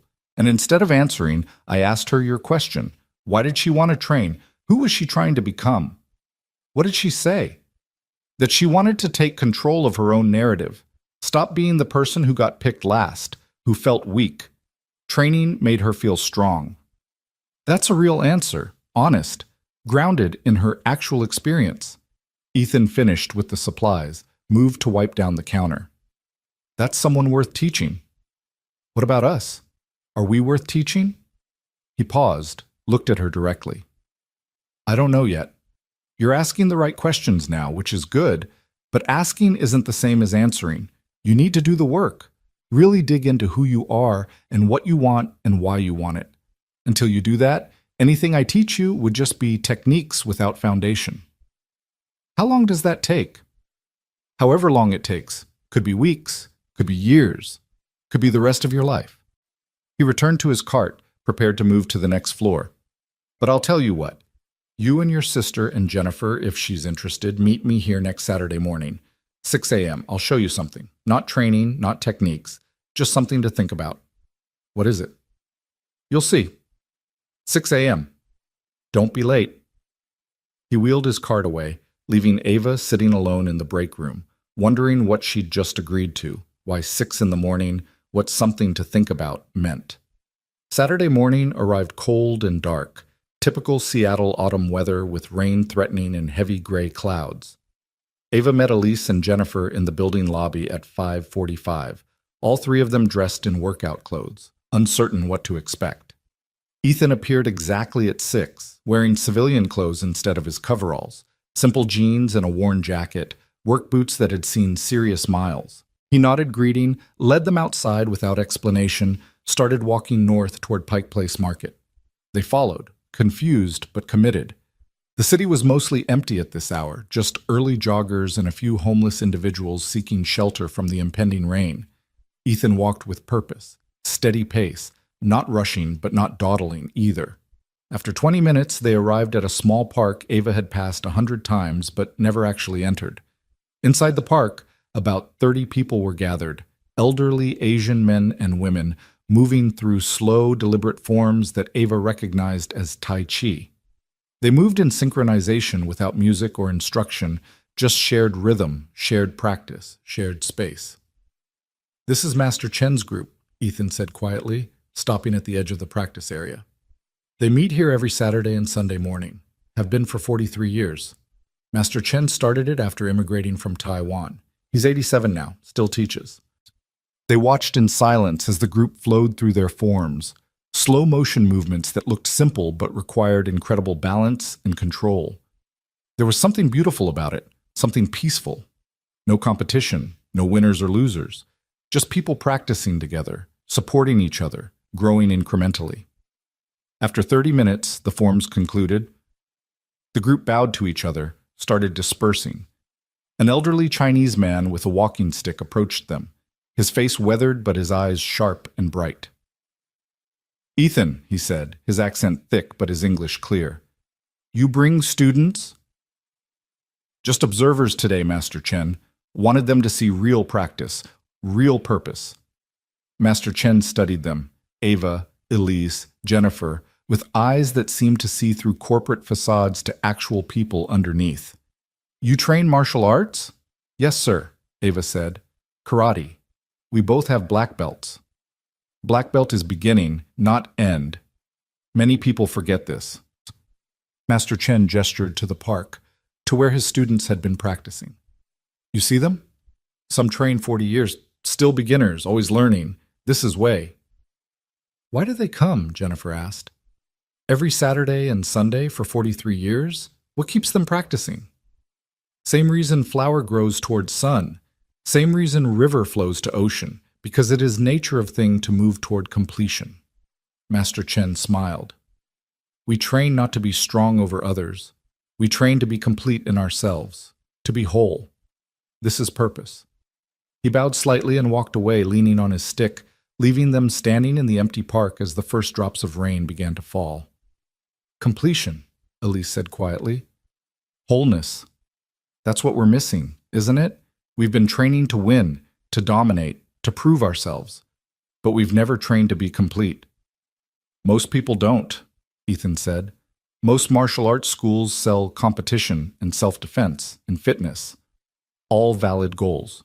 But the deeper purpose, the one that makes practice sustainable for decades, is personal cultivation. Becoming more fully yourself, more integrated, more whole. Is that why you trained for 23 years? Ava asked. For wholeness? No, I trained for survival, for mission, for duty. Ethan pulled his jacket tighter against the rain. And it made me excellent at fighting but incomplete as a person. I could disable 10 opponents in under a minute, but couldn't have a conversation with my brother without arguing. Could plan complex military operations, but couldn't figure out how to be happy. The training gave me skills, but not wisdom. And now? Now I'm trying to learn what Master Chen's students already know. That the real training isn't in the techniques, it's in the showing up, the consistency, the choosing to grow a little bit every day, even when nobody's watching or judging or keeping score. They walked back through the rain, quiet, with their own thoughts. The city was waking up around them, coffee shops opening, traffic increasing, the endless engine of commerce and ambition starting another day. But something had shifted inside Ava, some understanding that existed below words. Purpose wasn't about achieving more, it was about becoming whole. Back at the building, as they prepared to part ways, Jennifer spoke up. I have an answer to your question, why I want to train. Ethan stopped, gave her his full attention. I want to train because I spent my whole childhood afraid, of bullies, of failure, of being picked last, of not being enough. And training makes me feel like I'm rewriting that story, like I'm becoming the person who can stand up, who can be strong, who can protect others the way nobody protected me. Jennifer's voice shook slightly. I don't care about winning tournaments or proving I'm better than anyone. I just want to stop being afraid. I want to be whole. Ethan looked at her for a long moment, then nodded. That's real. That's worth working with. Next Saturday, same time. Bring workout clothes and an open mind. Really? Jennifer's face lit up. Really? You've done the hard part, being honest about what you need. The rest is just practice. He looked at the twins.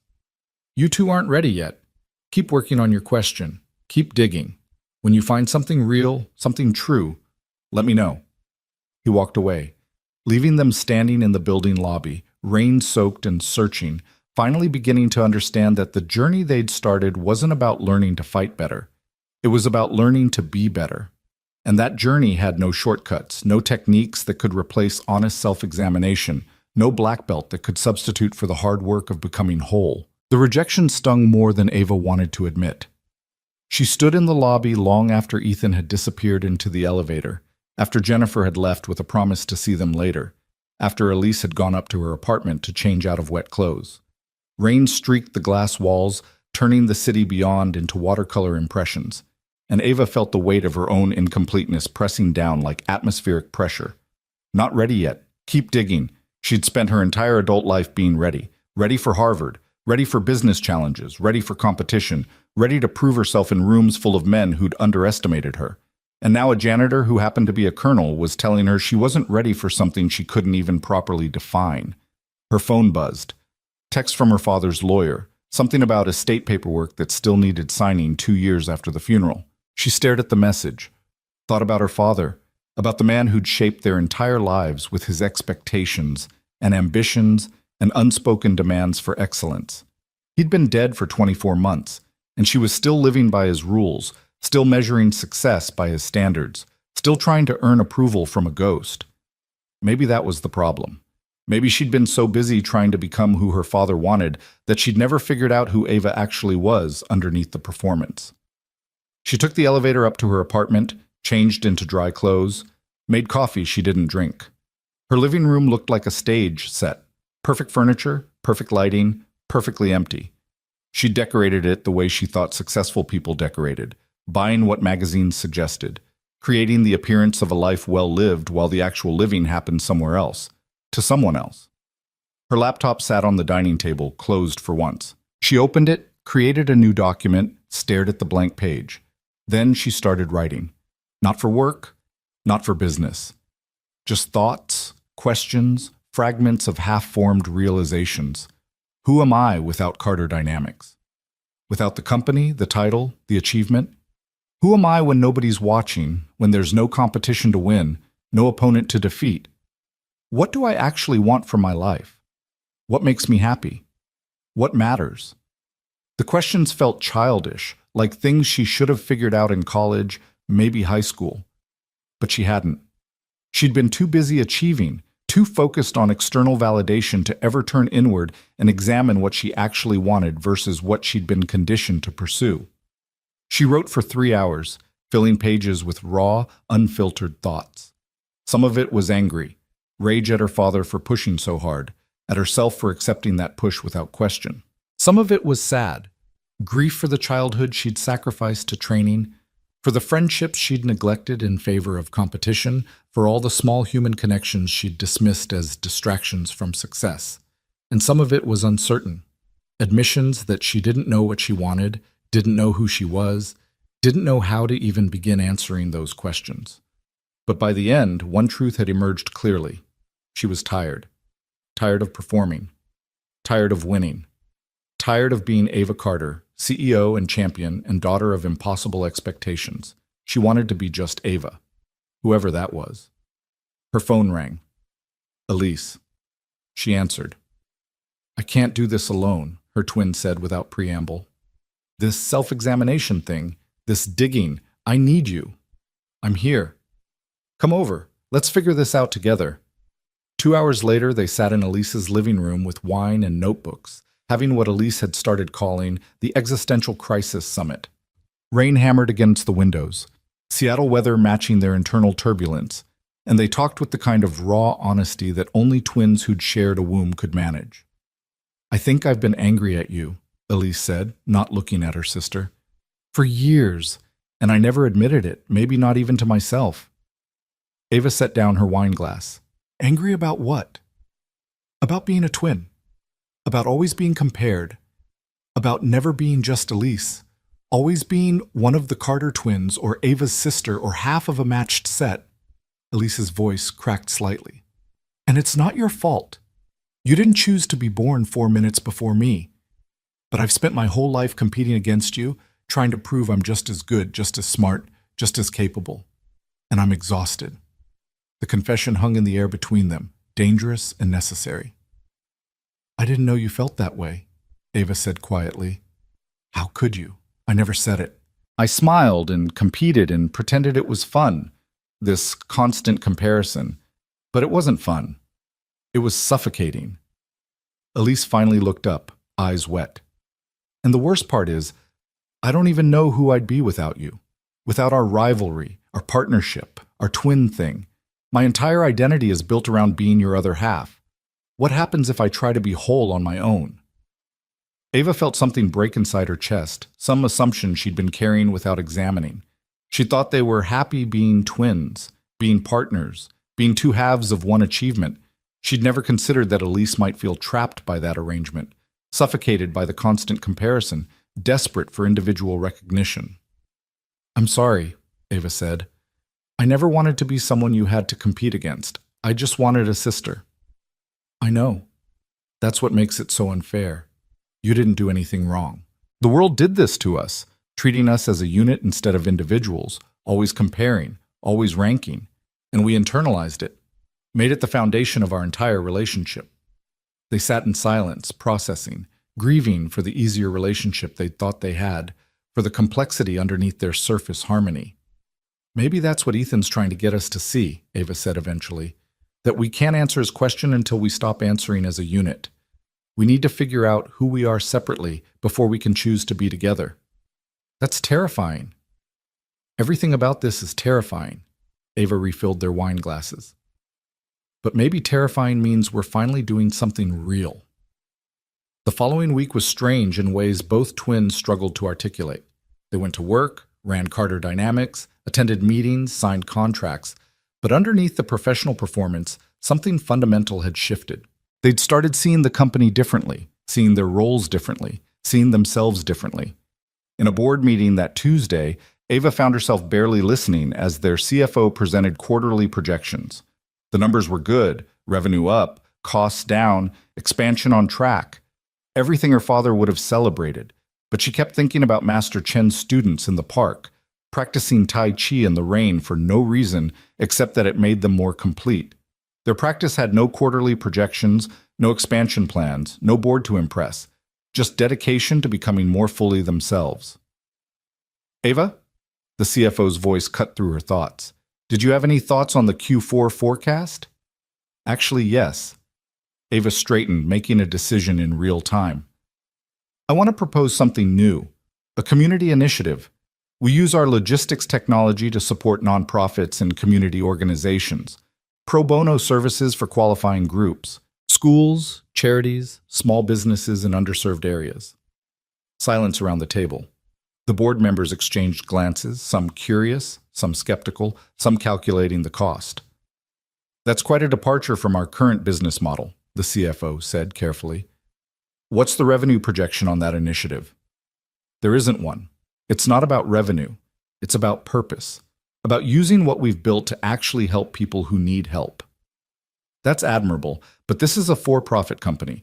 Our fiduciary duty is to shareholders, to maximizing value. Our duty is to create value, Ava interrupted, surprised by the firmness in her own voice.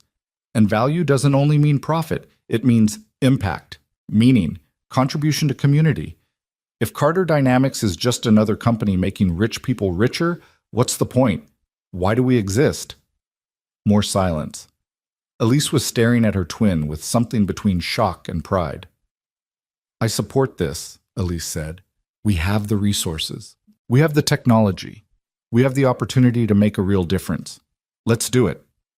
The board meeting continued, ultimately agreeing to explore the initiative with a pilot program, but the real shift had happened internally.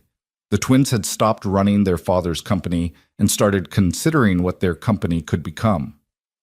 That evening, Ava found herself back in the building after hours, walking familiar hallways that felt different now, like she was seeing them for the first time.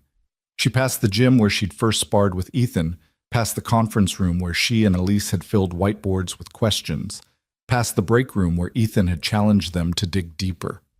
She found him on the 23rd floor, cleaning offices in the accounting department. He looked up as she approached, registered her presence without surprise. Working late again, he observed. Can't seem to stop thinking. Ava leaned against a doorframe. About your question, about purpose, about who I am, and who I'm trying to become. Make any progress? Maybe. I realized I've been living my father's life, his dreams, his definitions, his measures of success. And underneath all that, I don't know who Ava actually is. I don't know what I want, or what matters to me, or what would make me happy. She paused. Is that progress, or just admitting I'm lost? Both. Being lost is progress when you'd been pretending to know the way. Ethan returned to wiping down a desk. Your father, what was he like? Brilliant, demanding, impossible to satisfy. Ava smiled sadly. He loved us, I think, in his way. But his love was conditional on achievement. We earned his approval by winning, by succeeding, by being the best. And when we weren't the best, when we failed or struggled or showed weakness, he'd get this look, disappointment, maybe disgust, like we'd let him down just by being human. And you've been trying to avoid that look your entire life. Even now, even though he's dead, I'm still performing for a ghost, still trying to earn approval from someone who can't give it anymore. She laughed, bitter and sad. How pathetic is that? Not pathetic, Human.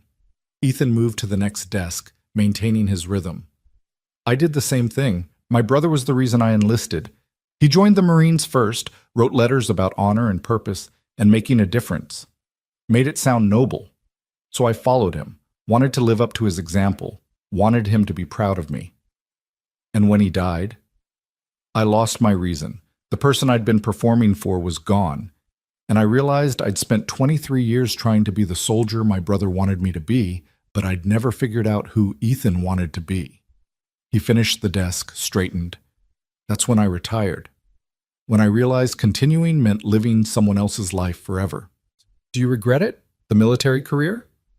No. It taught me discipline, gave me skills, showed me what I was capable of. But it also consumed me, made me into a weapon instead of a person. And at some point you have to choose. Keep being the weapon or figure out how to be human again. How do you do that? Figure out how to be human? You start small. Choose things for yourself instead of for achievement or approval. Find out what you actually like, not what you're supposed to like. Spend time with people because you enjoy their company, not because they're useful connections. Ethan picked up his cleaning supplies. You take off the armor piece by piece and see what's underneath. Sometimes you find strength. Sometimes you find wounds. Usually both. Ava watched him work, this man who'd chosen janitorial work over Pentagon offices, invisibility over recognition, simplicity over status. There was something profoundly brave about that choice, something she was only beginning to understand. "Can I ask you something personal?" she said. "You can ask. I might not answer." "Do you have anyone? Friends, family, people you're close to?" Ethan was quiet for a moment, considering whether to respond. "Not really. My parents passed years ago. My brother's gone. Most of my military friends I lost touch with when I retired. Didn't want to be Colonel Cole anymore, and that's all they knew, the role, not the person. So I left it all behind." "That sounds lonely." "It is, but it's honest." He looked at her directly. "Sometimes you have to be alone to figure out who you are. You can't discover yourself in crowds of people telling you who to be." "Is that what you're doing? Discovering yourself?" "Still trying. Some days I think I'm getting closer. Other days I feel as lost as when I started." He smiled slightly. "But at least now I'm lost by choice, not by accident. That's something." Ava left the building that night feeling both heavier and lighter. Heavier with new understanding of her own incompleteness. Lighter from finally admitting it existed. She walked home through Seattle rain, let it soak her hair and jacket, stopped being the person who hurried between buildings with umbrellas and careful planning. Just walked, just existed, just let the rain be rain. Saturday morning arrived and Jennifer showed up at the building at 6 a.m., nervous and excited in equal measure. Ethan met her in the gym, now dressed in simple training clothes, his military bearing more visible without the coveralls. "You came," he said, approving. "You said to. I don't break commitments." "Good. That matters in training. Showing up even when you don't feel ready, even when it's hard, even when nobody's watching." He gestured to the mat. "We're going to start simple. I'm going to teach you how to fall." Jennifer laughed, uncertain. "I already know how to fall." "Oh, you just fall." "No. You just hurt yourself. There's a difference." Ethan demonstrated, dropping from standing to the mat in a controlled roll that distributed impact across his body. He stood up easily, unharmed. Falling properly is the foundation of everything else. If you can't fall safely, you'll train afraid. And fear makes you rigid, makes you weak. For the next hour, he taught Jennifer how to fall. Forward rolls, backward rolls, side falls, break falls. She hit the mat over and over, learning to tuck her chin, protect her head, roll with momentum instead of fighting it. It was humbling, difficult, and strangely meditative. Each fall was a small letting go, a trust that the technique would protect her, that vulnerability didn't equal harm. "Why this?" Jennifer asked during a water break, breathing hard. "Why falling? Why not punches or kicks or actual fighting techniques?" "Because you need to learn that hitting the ground isn't the end. You can fall and get back up. You can be knocked down and survive. Once you know that deep in your body, you stop being so afraid of losing. And when you stop being afraid of losing, you start being free to actually learn." Ethan handed her a towel. "Most people train to avoid falling. I'm teaching you to fall well. There's power in that." They continued for another hour, and by the end, Jennifer was falling with increasing confidence, getting back up faster, trusting the technique. She left the gym exhausted and empowered, already looking forward to next Saturday, already feeling different in ways she couldn't quite name. Ava and Elise, watching from outside the gym, felt envy and recognition mix uncomfortably. Jennifer had found her answer, done her work, earned Ethan's teaching. They hadn't. Not yet. "We need to stop being twins," Elise said quietly, watching Jennifer leave. "Not stop being sisters, but stop being a unit. Stop answering questions together, making decisions together, living as one entity split between two bodies." "How do we do that?" "I don't know, but I think we need to try." Elise turned to face her sister directly. "I think we need space. Real space. Not just separate apartments in the same neighborhood. Actual distance where we're not constantly comparing, constantly mirroring, constantly defining ourselves in relation to each other." Ava felt panic rise in her chest. They'd never been apart. Not really. Different colleges had been briefly considered and immediately dismissed. Different career paths had seemed impossible. The idea of genuine separation felt like tearing herself in half, which was exactly the problem. "Okay," Ava said, voice shaking. "You're right. We need space. We need to figure out who we are as individuals. I'm thinking about taking a sabbatical. 6 months, maybe. Travel, volunteer, explore. Leave Carter Dynamics in capable hands and just be. Without the company, without you, without all the structure and expectations. Just Elise, alone, figuring her shit out." "Where would you go?" "I don't know yet. Southeast Asia, maybe. Somewhere completely different. Somewhere nobody knows who I am or what I've achieved. Where I can be nobody for a while." Ava absorbed this, processed the fear and relief competing in her chest. Fear of being alone. Relief that maybe alone was necessary. "When?" "After we get the community initiative launched. After Q4, maybe January." Elise took her sister's hand. "This isn't about leaving you. It's about finding me. And you need to do the same. Find Ava. Figure out who you are when you're not half of us." They stood together, twins contemplating separation, understanding that growth sometimes required distance, that love sometimes meant letting go. The next few weeks blurred together in a strange mix of normal work and profound change. Carter Dynamics launched its pilot community program, offering free logistics software to 5 nonprofit organizations in the Seattle area. The response was immediate and overwhelming. Organizations that had been struggling with inefficient systems, wasted resources, and coordination problems suddenly had access to enterprise-level technology that transformed their operations. Ava personally worked with a homeless services coalition, helping them optimize their resource distribution, coordinate between shelters, and track available beds in real time. It was detail work, unglamorous and time-consuming, and it mattered more than any corporate contract she'd ever signed. She sat in meetings with social workers who were exhausted and underfunded and deeply committed, who thanked her with tears in their eyes for help they'd needed for years. One woman, a shelter director named Patricia, hugged Ava after their final implementation meeting. "You have no idea what this means. Last week we had a family sleeping in their car because we couldn't coordinate fast enough to find them a bed. With this system, that won't happen again. You're saving lives, actual lives." Ava drove home that evening and cried in her car, big, ugly sobs that came from somewhere deep and previously sealed. She'd spent her entire career chasing revenue and valuation and market position, and none of it had ever made anyone cry from gratitude. None of it had saved lives. None of it had mattered like this mattered. She texted Ethan from the parking garage. "I think I found part of my answer." His response came 5 minutes later. "Good. Keep looking. There's more."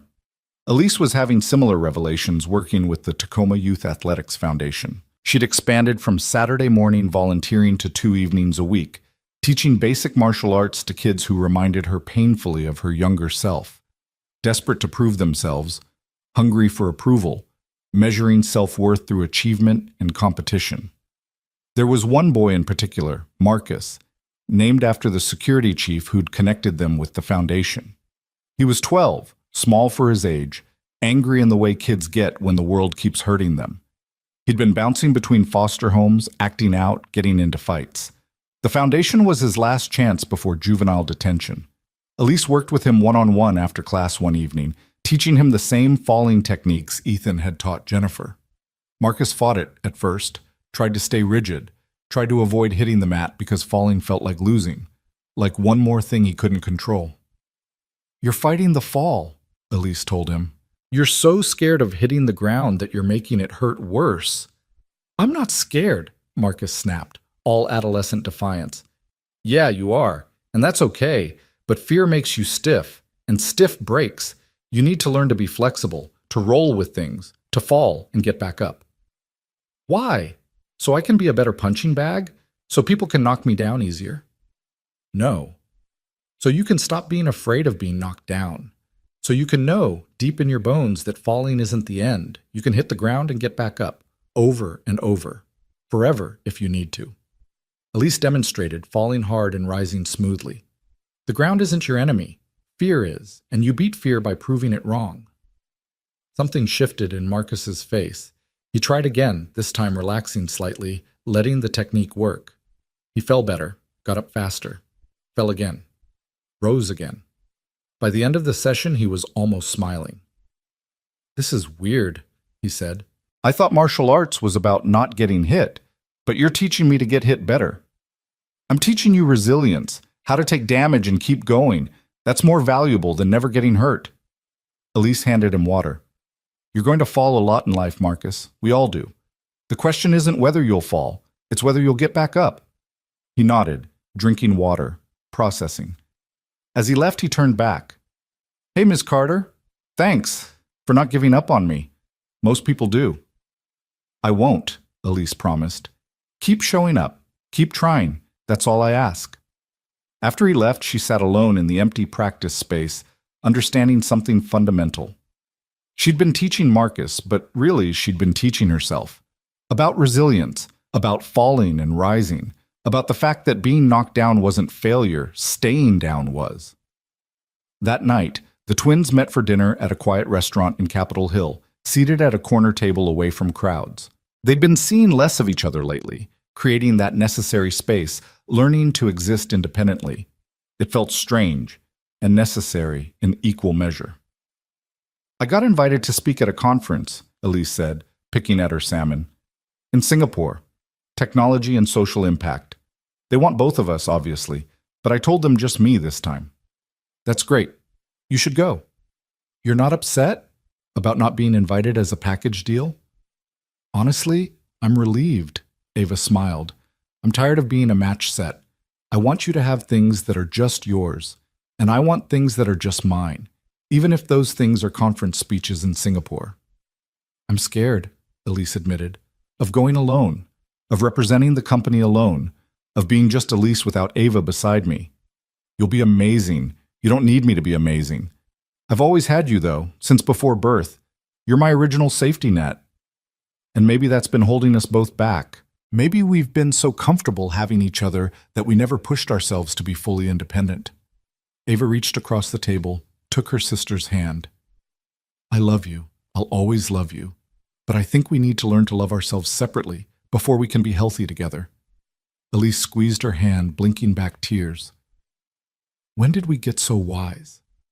When a janitor made us question everything we thought we knew about ourselves."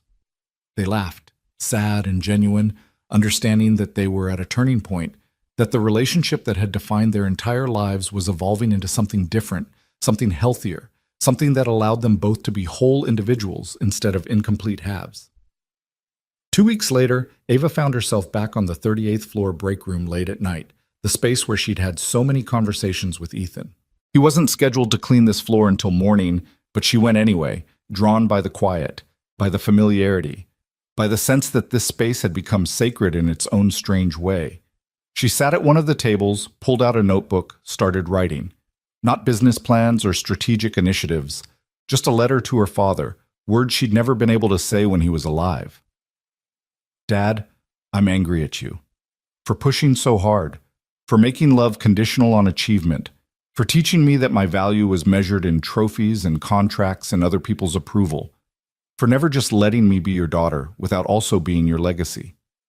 But I'm also grateful, because your impossible expectations made me strong, made me capable, made me someone who could build a multi-million-dollar company before 35. The problem is, I don't know if I wanted to build that company. I don't know if I wanted any of the things I achieved. I was too busy achieving them to ask if they mattered. I'm trying to figure that out now. Trying to separate your dreams from my own. Trying to discover who Ava is underneath the performance, underneath the armor, underneath all the ways I learned to be impressive instead of real. I think you would have hated this process. You would have called it navel-gazing, self-indulgence, weakness. But I'm doing it anyway, because I'd rather be real and uncertain than successful and hollow. I miss you. I'm angry at you. I'm grateful to you. I'm trying to forgive you and myself and move forward into whoever I'm supposed to become. She signed it, not with her name but with the date, like she was marking time, marking progress, marking this moment of honest reckoning. The letter would never be sent, couldn't be sent, but writing it felt like exorcism, like releasing something she'd been carrying for years. "You're here late," she looked up. Ethan stood in the doorway, supply cart beside him, wearing his coveralls again, back in his chosen uniform of invisibility.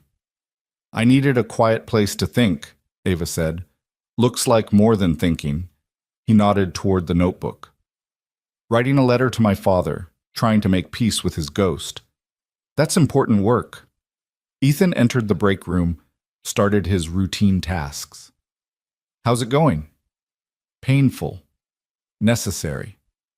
I'm realizing how much of my life was about him, earning his approval, avoiding his disappointment, living up to his standards. And now that he's gone, I'm left with this structure built on a foundation that doesn't exist anymore. Everything's shaking." "Good." "Good?" If it's shaking, that means it wasn't solid. Better to discover that now and rebuild properly than to keep living in a structure built on air. Ethan restocked paper towels with his characteristic precision. "You asked me once why I trained for 23 years, and I told you it was for survival, for mission, for duty. But that wasn't the whole truth." Ava closed her notebook, gave him full attention. "I trained because I was afraid," Ethan continued. "Afraid of being weak. Afraid of failing the people who depended on me. Afraid of not being enough. And training gave me control over that fear, made me stronger, faster, more capable. But it didn't make me less afraid. It just gave me more sophisticated ways to avoid facing the real question. Which was? Whether I was worth anything beyond what I could do for others. Whether Ethan Cole had value as a person or only as a soldier, a trainer, a weapon." He finished with the paper towels, moved to wipe down surfaces. "When my brother died, I lost the person I'd been performing for. And without that audience, without that purpose, I had to face the fact that I'd never built an identity that stood on its own. I was all role, no self. Is that why you became a janitor, to strip away the role?" "Partly, but also because cleaning is real. It's honest work that makes spaces better for people. Nobody thanks you for it, nobody celebrates it, but it matters. And doing it well, doing it with care and precision, that taught me I could have value even when nobody was watching, even when there was no applause, even when the work itself was the only reward." Have you found it? Yourself underneath the role? Getting closer. Some days I know exactly who I am. Other days I'm still looking, but the difference now is I'm looking for me, not for what other people need me to be. He straightened, met her eyes directly. "You asked me to train you and your sister, to teach you, and I said you weren't ready. Do you know why? Because we didn't have a real answer about why we wanted to learn. Because you were still performing, still trying to collect achievements like trophies. A famous teacher would have been one more thing to list, one more way to prove you were impressive. And I don't teach impressive. I teach people who are trying to become whole." Ava felt that land, felt it true and uncomfortable. "And now? Now I think you might be ready. Not because you have all the answers, but because you're asking real questions, because you're willing to shake the structure and see what's solid underneath, because you're choosing honesty over achievement." He picked up his cleaning supplies, prepared to move to the next room. "If you still want to learn, meet me in the gym Saturday morning, 6 a.m. Bring your sister if she's ready too. We'll start simple. Falling and rising, the foundation of everything else. That's what you taught Jennifer. It's what everyone needs to learn first, how to fall without breaking, how to take damage and keep going, how to be resilient instead of rigid. He paused in the doorway. Martial arts isn't about learning to fight, Ava. It's about learning to live fully despite knowing you'll get hurt. That's the real lesson. Everything else is just technique. He left, wheeling his cart away, leaving Ava sitting in the break room with her letter to her father and the realization that she'd been fighting the wrong battles her entire life. She'd been trying to never fall, never fail, never show weakness, when really the strength was in falling well and getting back up. Saturday morning came cold and clear. Seattle winter settling in with frost on windows and breath visible in morning air. Ava and Elise met in the building lobby at 5:45, both dressed for training, both nervous for different reasons. This felt significant somehow, like they were crossing a threshold from one version of themselves into another. Ethan met them in the gym at exactly 6, punctual as always, wearing simple training clothes that had clearly seen years of use. He studied them for a moment, seeing something he apparently approved of, and nodded. "You came together," he observed. "Is that wrong?" Elise asked. "Should we have come separately?" "No, you're sisters, that's important. The goal isn't to destroy your connection, it's to make sure each of you is whole within that connection." He gestured to the mat. "Today we start with falling, the foundation of everything else. Sound familiar, Jennifer?" Jennifer emerged from the corner where she'd been stretching, smiled at the twins. "Hey, welcome to falling practice. It's humbling and weird and kind of amazing." "You're training together?" Ava asked. "Ethan thought it would be good for me to help teach what I've learned. Says teaching is the best way to really understand something." Jennifer moved to the center of the mat. "Plus, I like the idea of helping the CEOs learn to fall. Feels full circle." For the next hour, Ethan taught them what he'd taught Jennifer: how to tuck, how to roll, how to distribute impact, how to trust the technique. The twins fell over and over, sometimes gracefully, often awkwardly, learning to let go of control just enough to stay safe. Learning that hitting the ground wasn't the end. Learning that they could fall and rise, forever if necessary. By the end of the session, all 3 women were exhausted, sweating, and strangely exhilarated. They'd spent an hour doing nothing but falling, and somehow it felt like the most honest training they'd ever done. "Why does this feel so important?" Elise asked, lying on the mat, staring at the ceiling. "We just fell down 100 times. That's not exciting, but it feels profound." "Because you learned you can survive falling, and once you know that, really know it in your body, you stop being so afraid. And when you stop being afraid, you start being free." Ethan sat down beside them, comfortable on the floor. Most people spend their lives trying to never fall. But fall is inevitable. So the question becomes, will you fall afraid and rigid and break, or will you fall skilled and flexible and rise? "I want to rise," Jennifer said quietly. "I've been falling my whole life, just badly, getting hurt, staying down, being afraid. I want to fall well." "You're learning. It takes time." Ethan looked at the twins. "What about you two? Why are you here? Really?"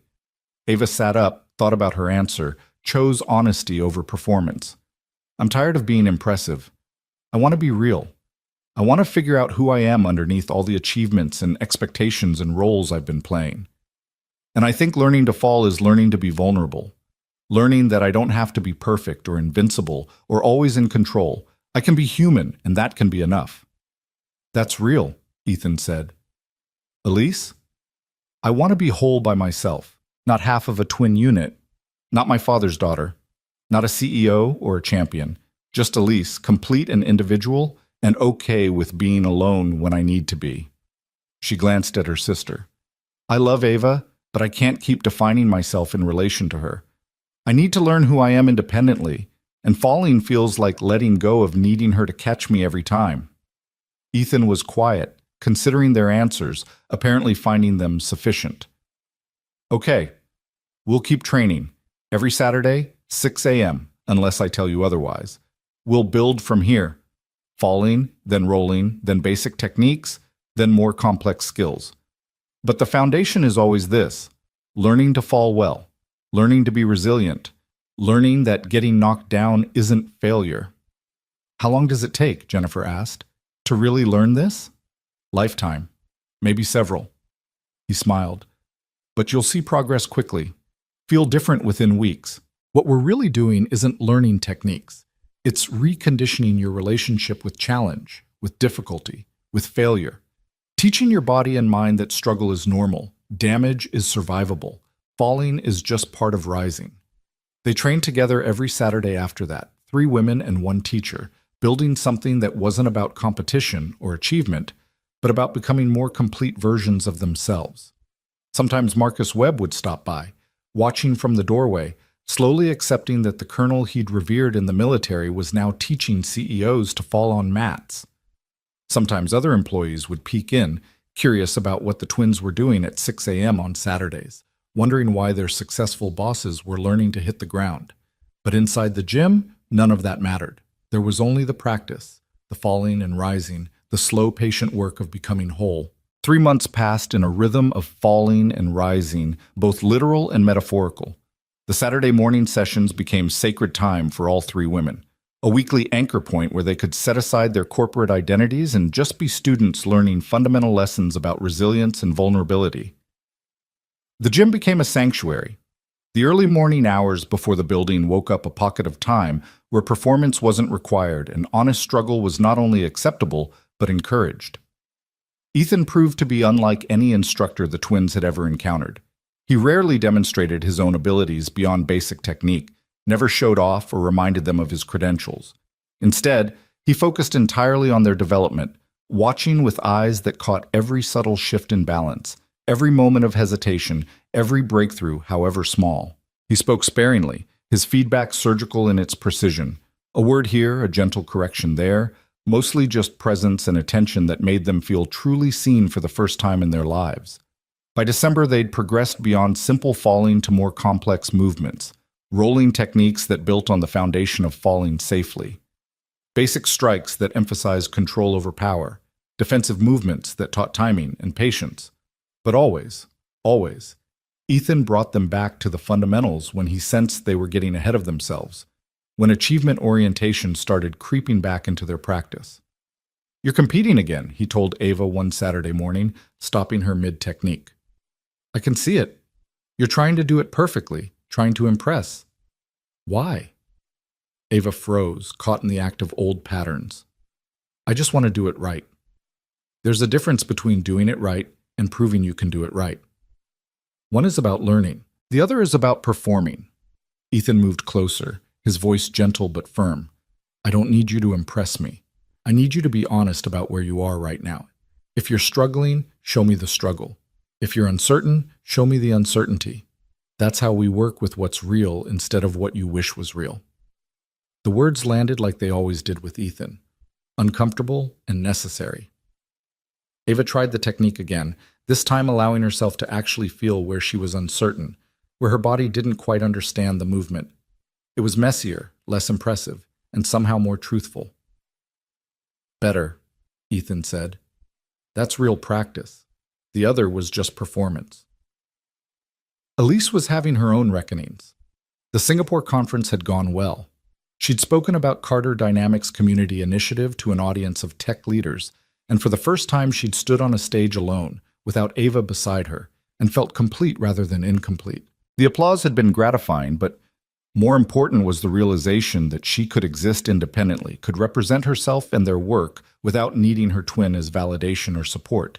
She'd returned from Singapore different, more settled in herself, and immediately started planning her sabbatical.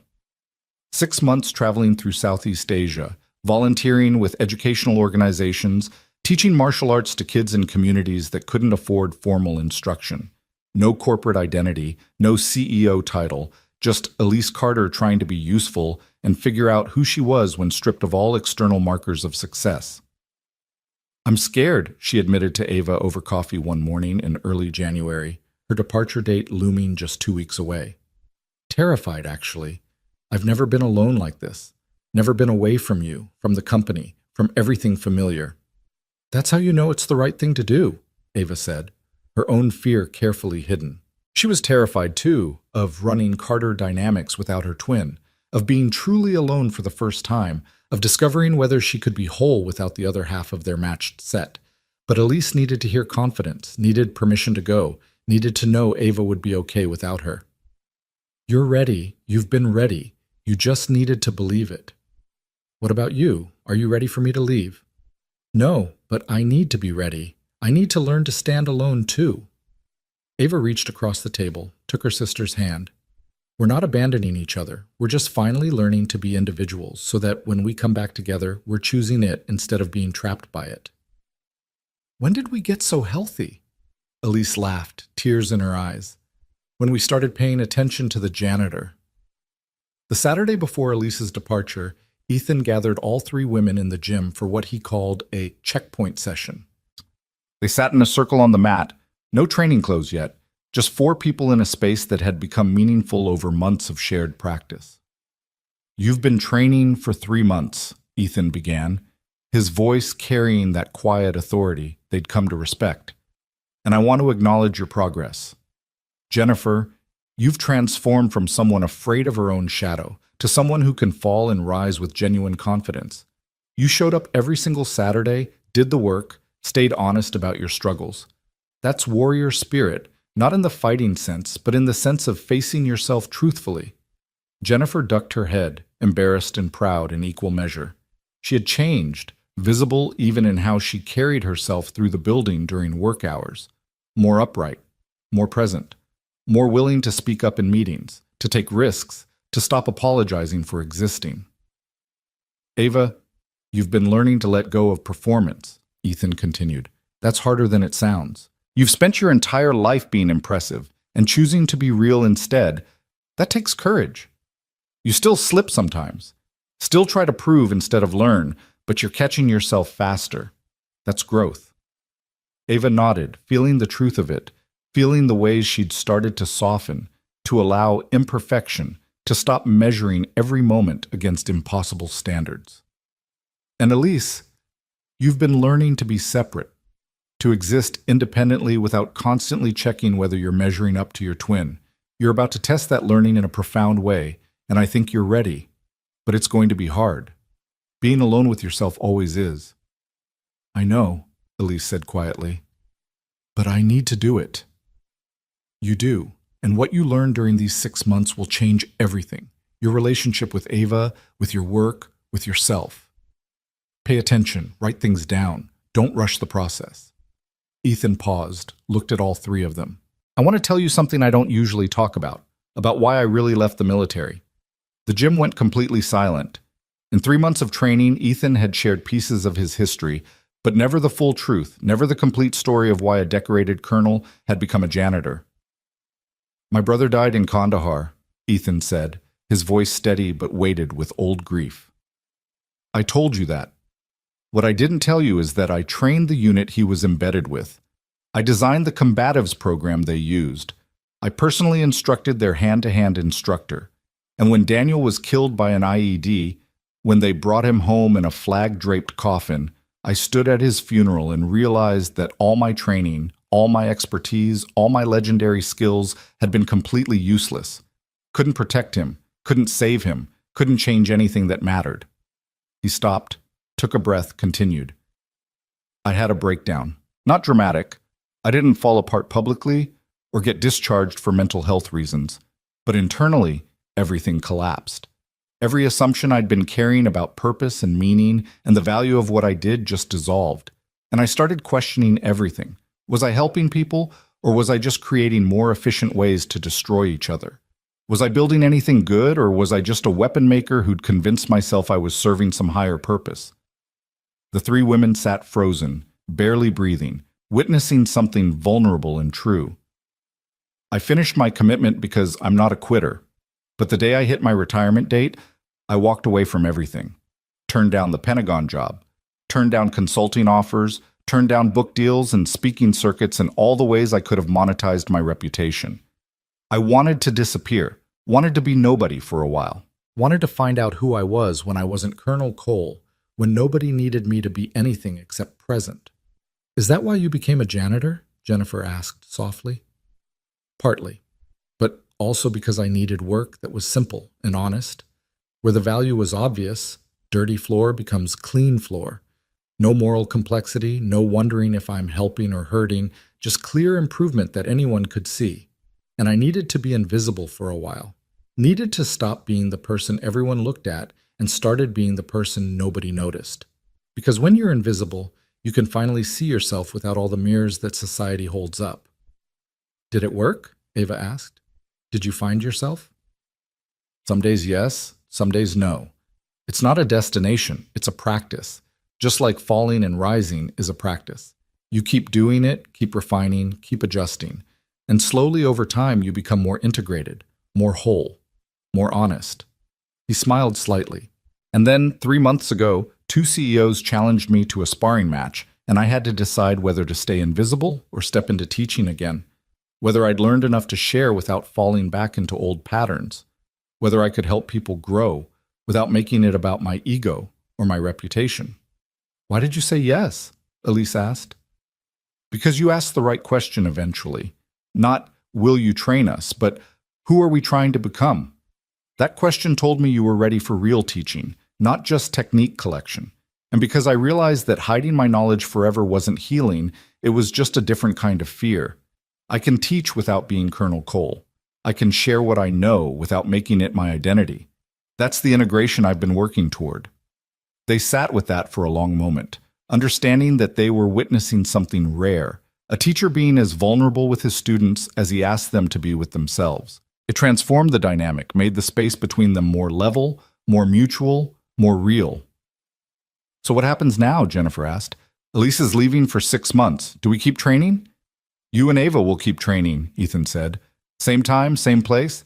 Elise will train wherever she is, with whoever she finds, learning from different perspectives. And when she comes back, we'll see how all of you have grown. What if we haven't grown? Ava asked, voicing the fear underneath everything. What if 6 months from now we're exactly the same, still struggling with the same issues, still incomplete? Then you keep practicing. That's the point. It's not about reaching some final destination where you're perfectly complete and never have to work on yourself again. It's about showing up for the practice, being honest about where you are, and choosing to grow incrementally forever. Some weeks you'll feel transformed. Other weeks you'll feel like you're back at the beginning. That's normal. That's the process.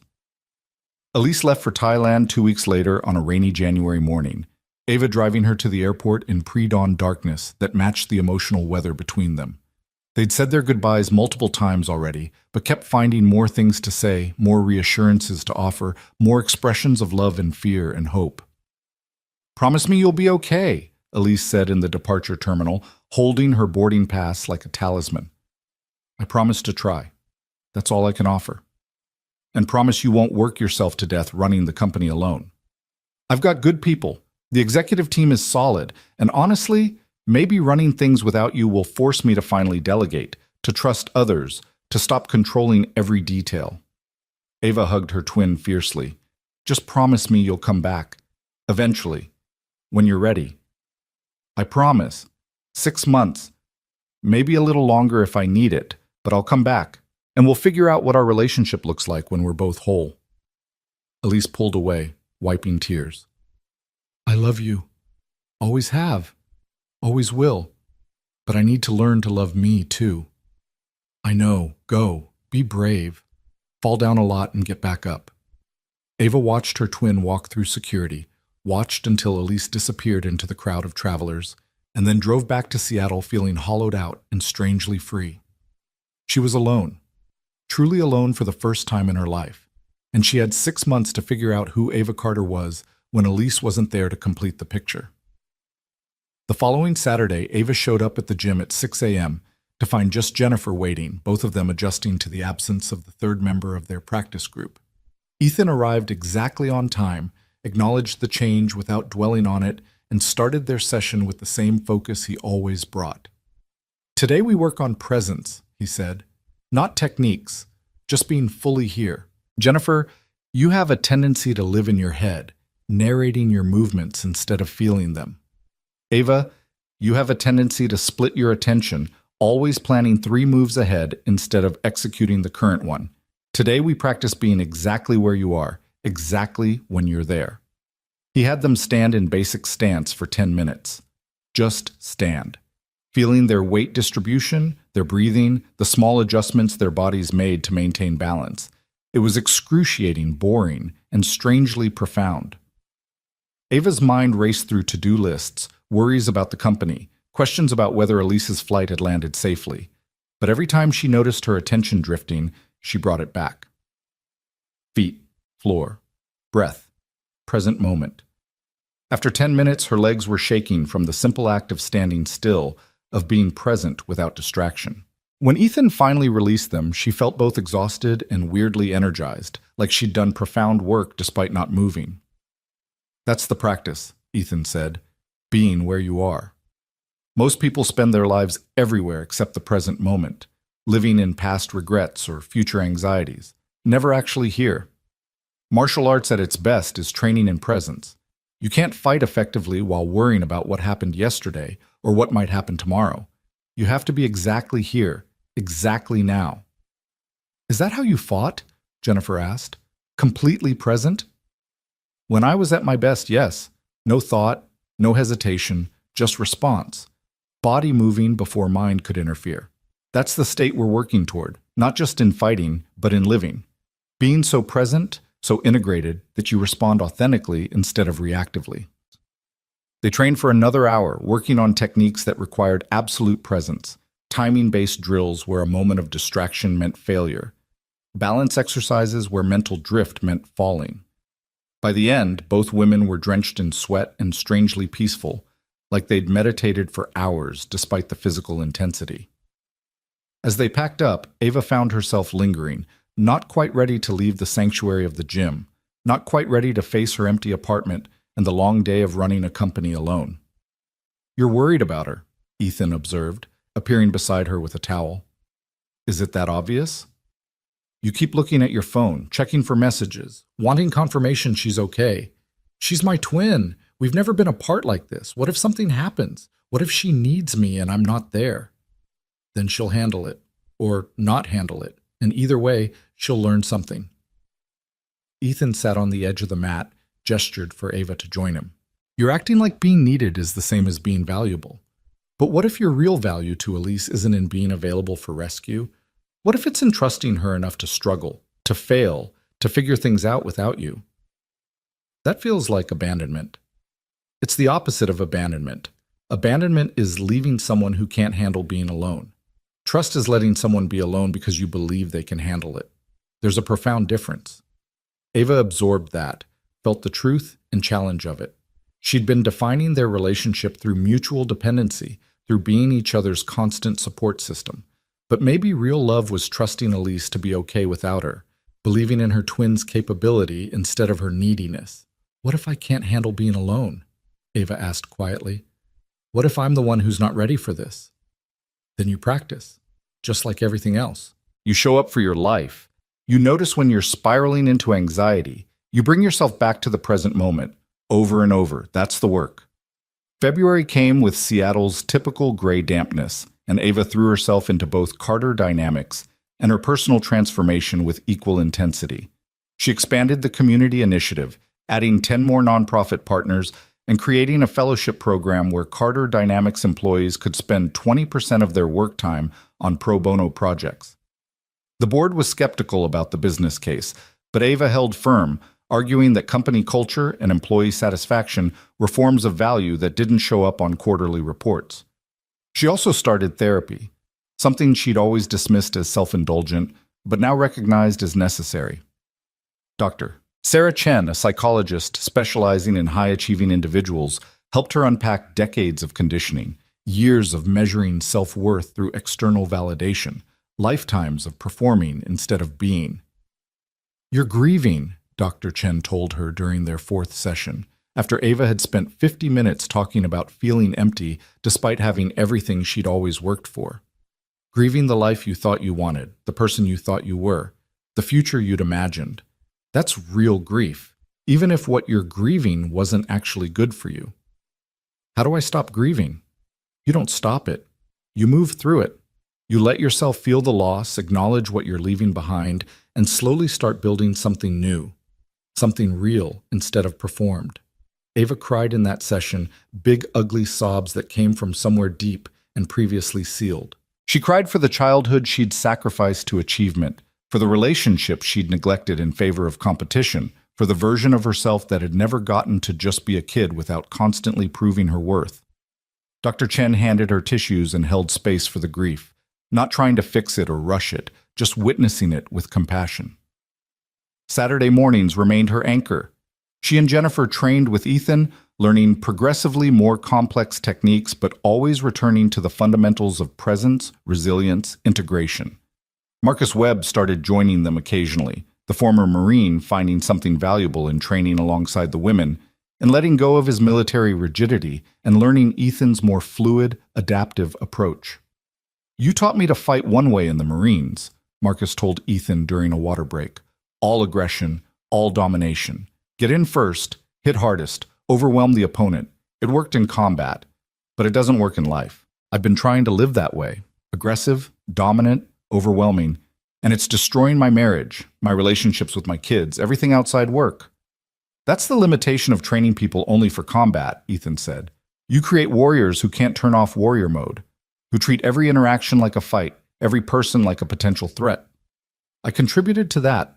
Spent 23 years teaching people to be weapons. Now I'm trying to teach something different. What? How to be strong without being rigid, capable without being aggressive, present without being threatening. How to bring warrior discipline to peaceful life instead of bringing combat mentality to civilian contexts. Can you teach me that? I can guide you through the practice, but you have to do the work of unlearning, of letting go of old patterns, of being willing to be vulnerable instead of always armored. That's harder than learning to fight ever was. Marcus joined their Saturday sessions after that, adding a fourth member to their practice group, and Ava found herself grateful for his presence. He was further ahead in some ways, already aware of his patterns, already committed to change, and further behind in others, carrying trauma and conditioning that would take years to unwind. Watching his struggle helped her recognize her own, made her feel less alone in the difficult work of transformation. In March, Elisa's emails from Thailand became less frequent but more substantial. She was volunteering at a school in Chiang Mai, teaching English and basic self-defense to kids from hill tribe communities. The work was exhausting and poorly paid and more meaningful than anything she'd ever done. "I taught a girl named Fern how to do a proper front kick today," one email read. "She's 9 years old, barely comes up to my waist, and she's been getting bullied by older boys who think girls shouldn't learn to fight."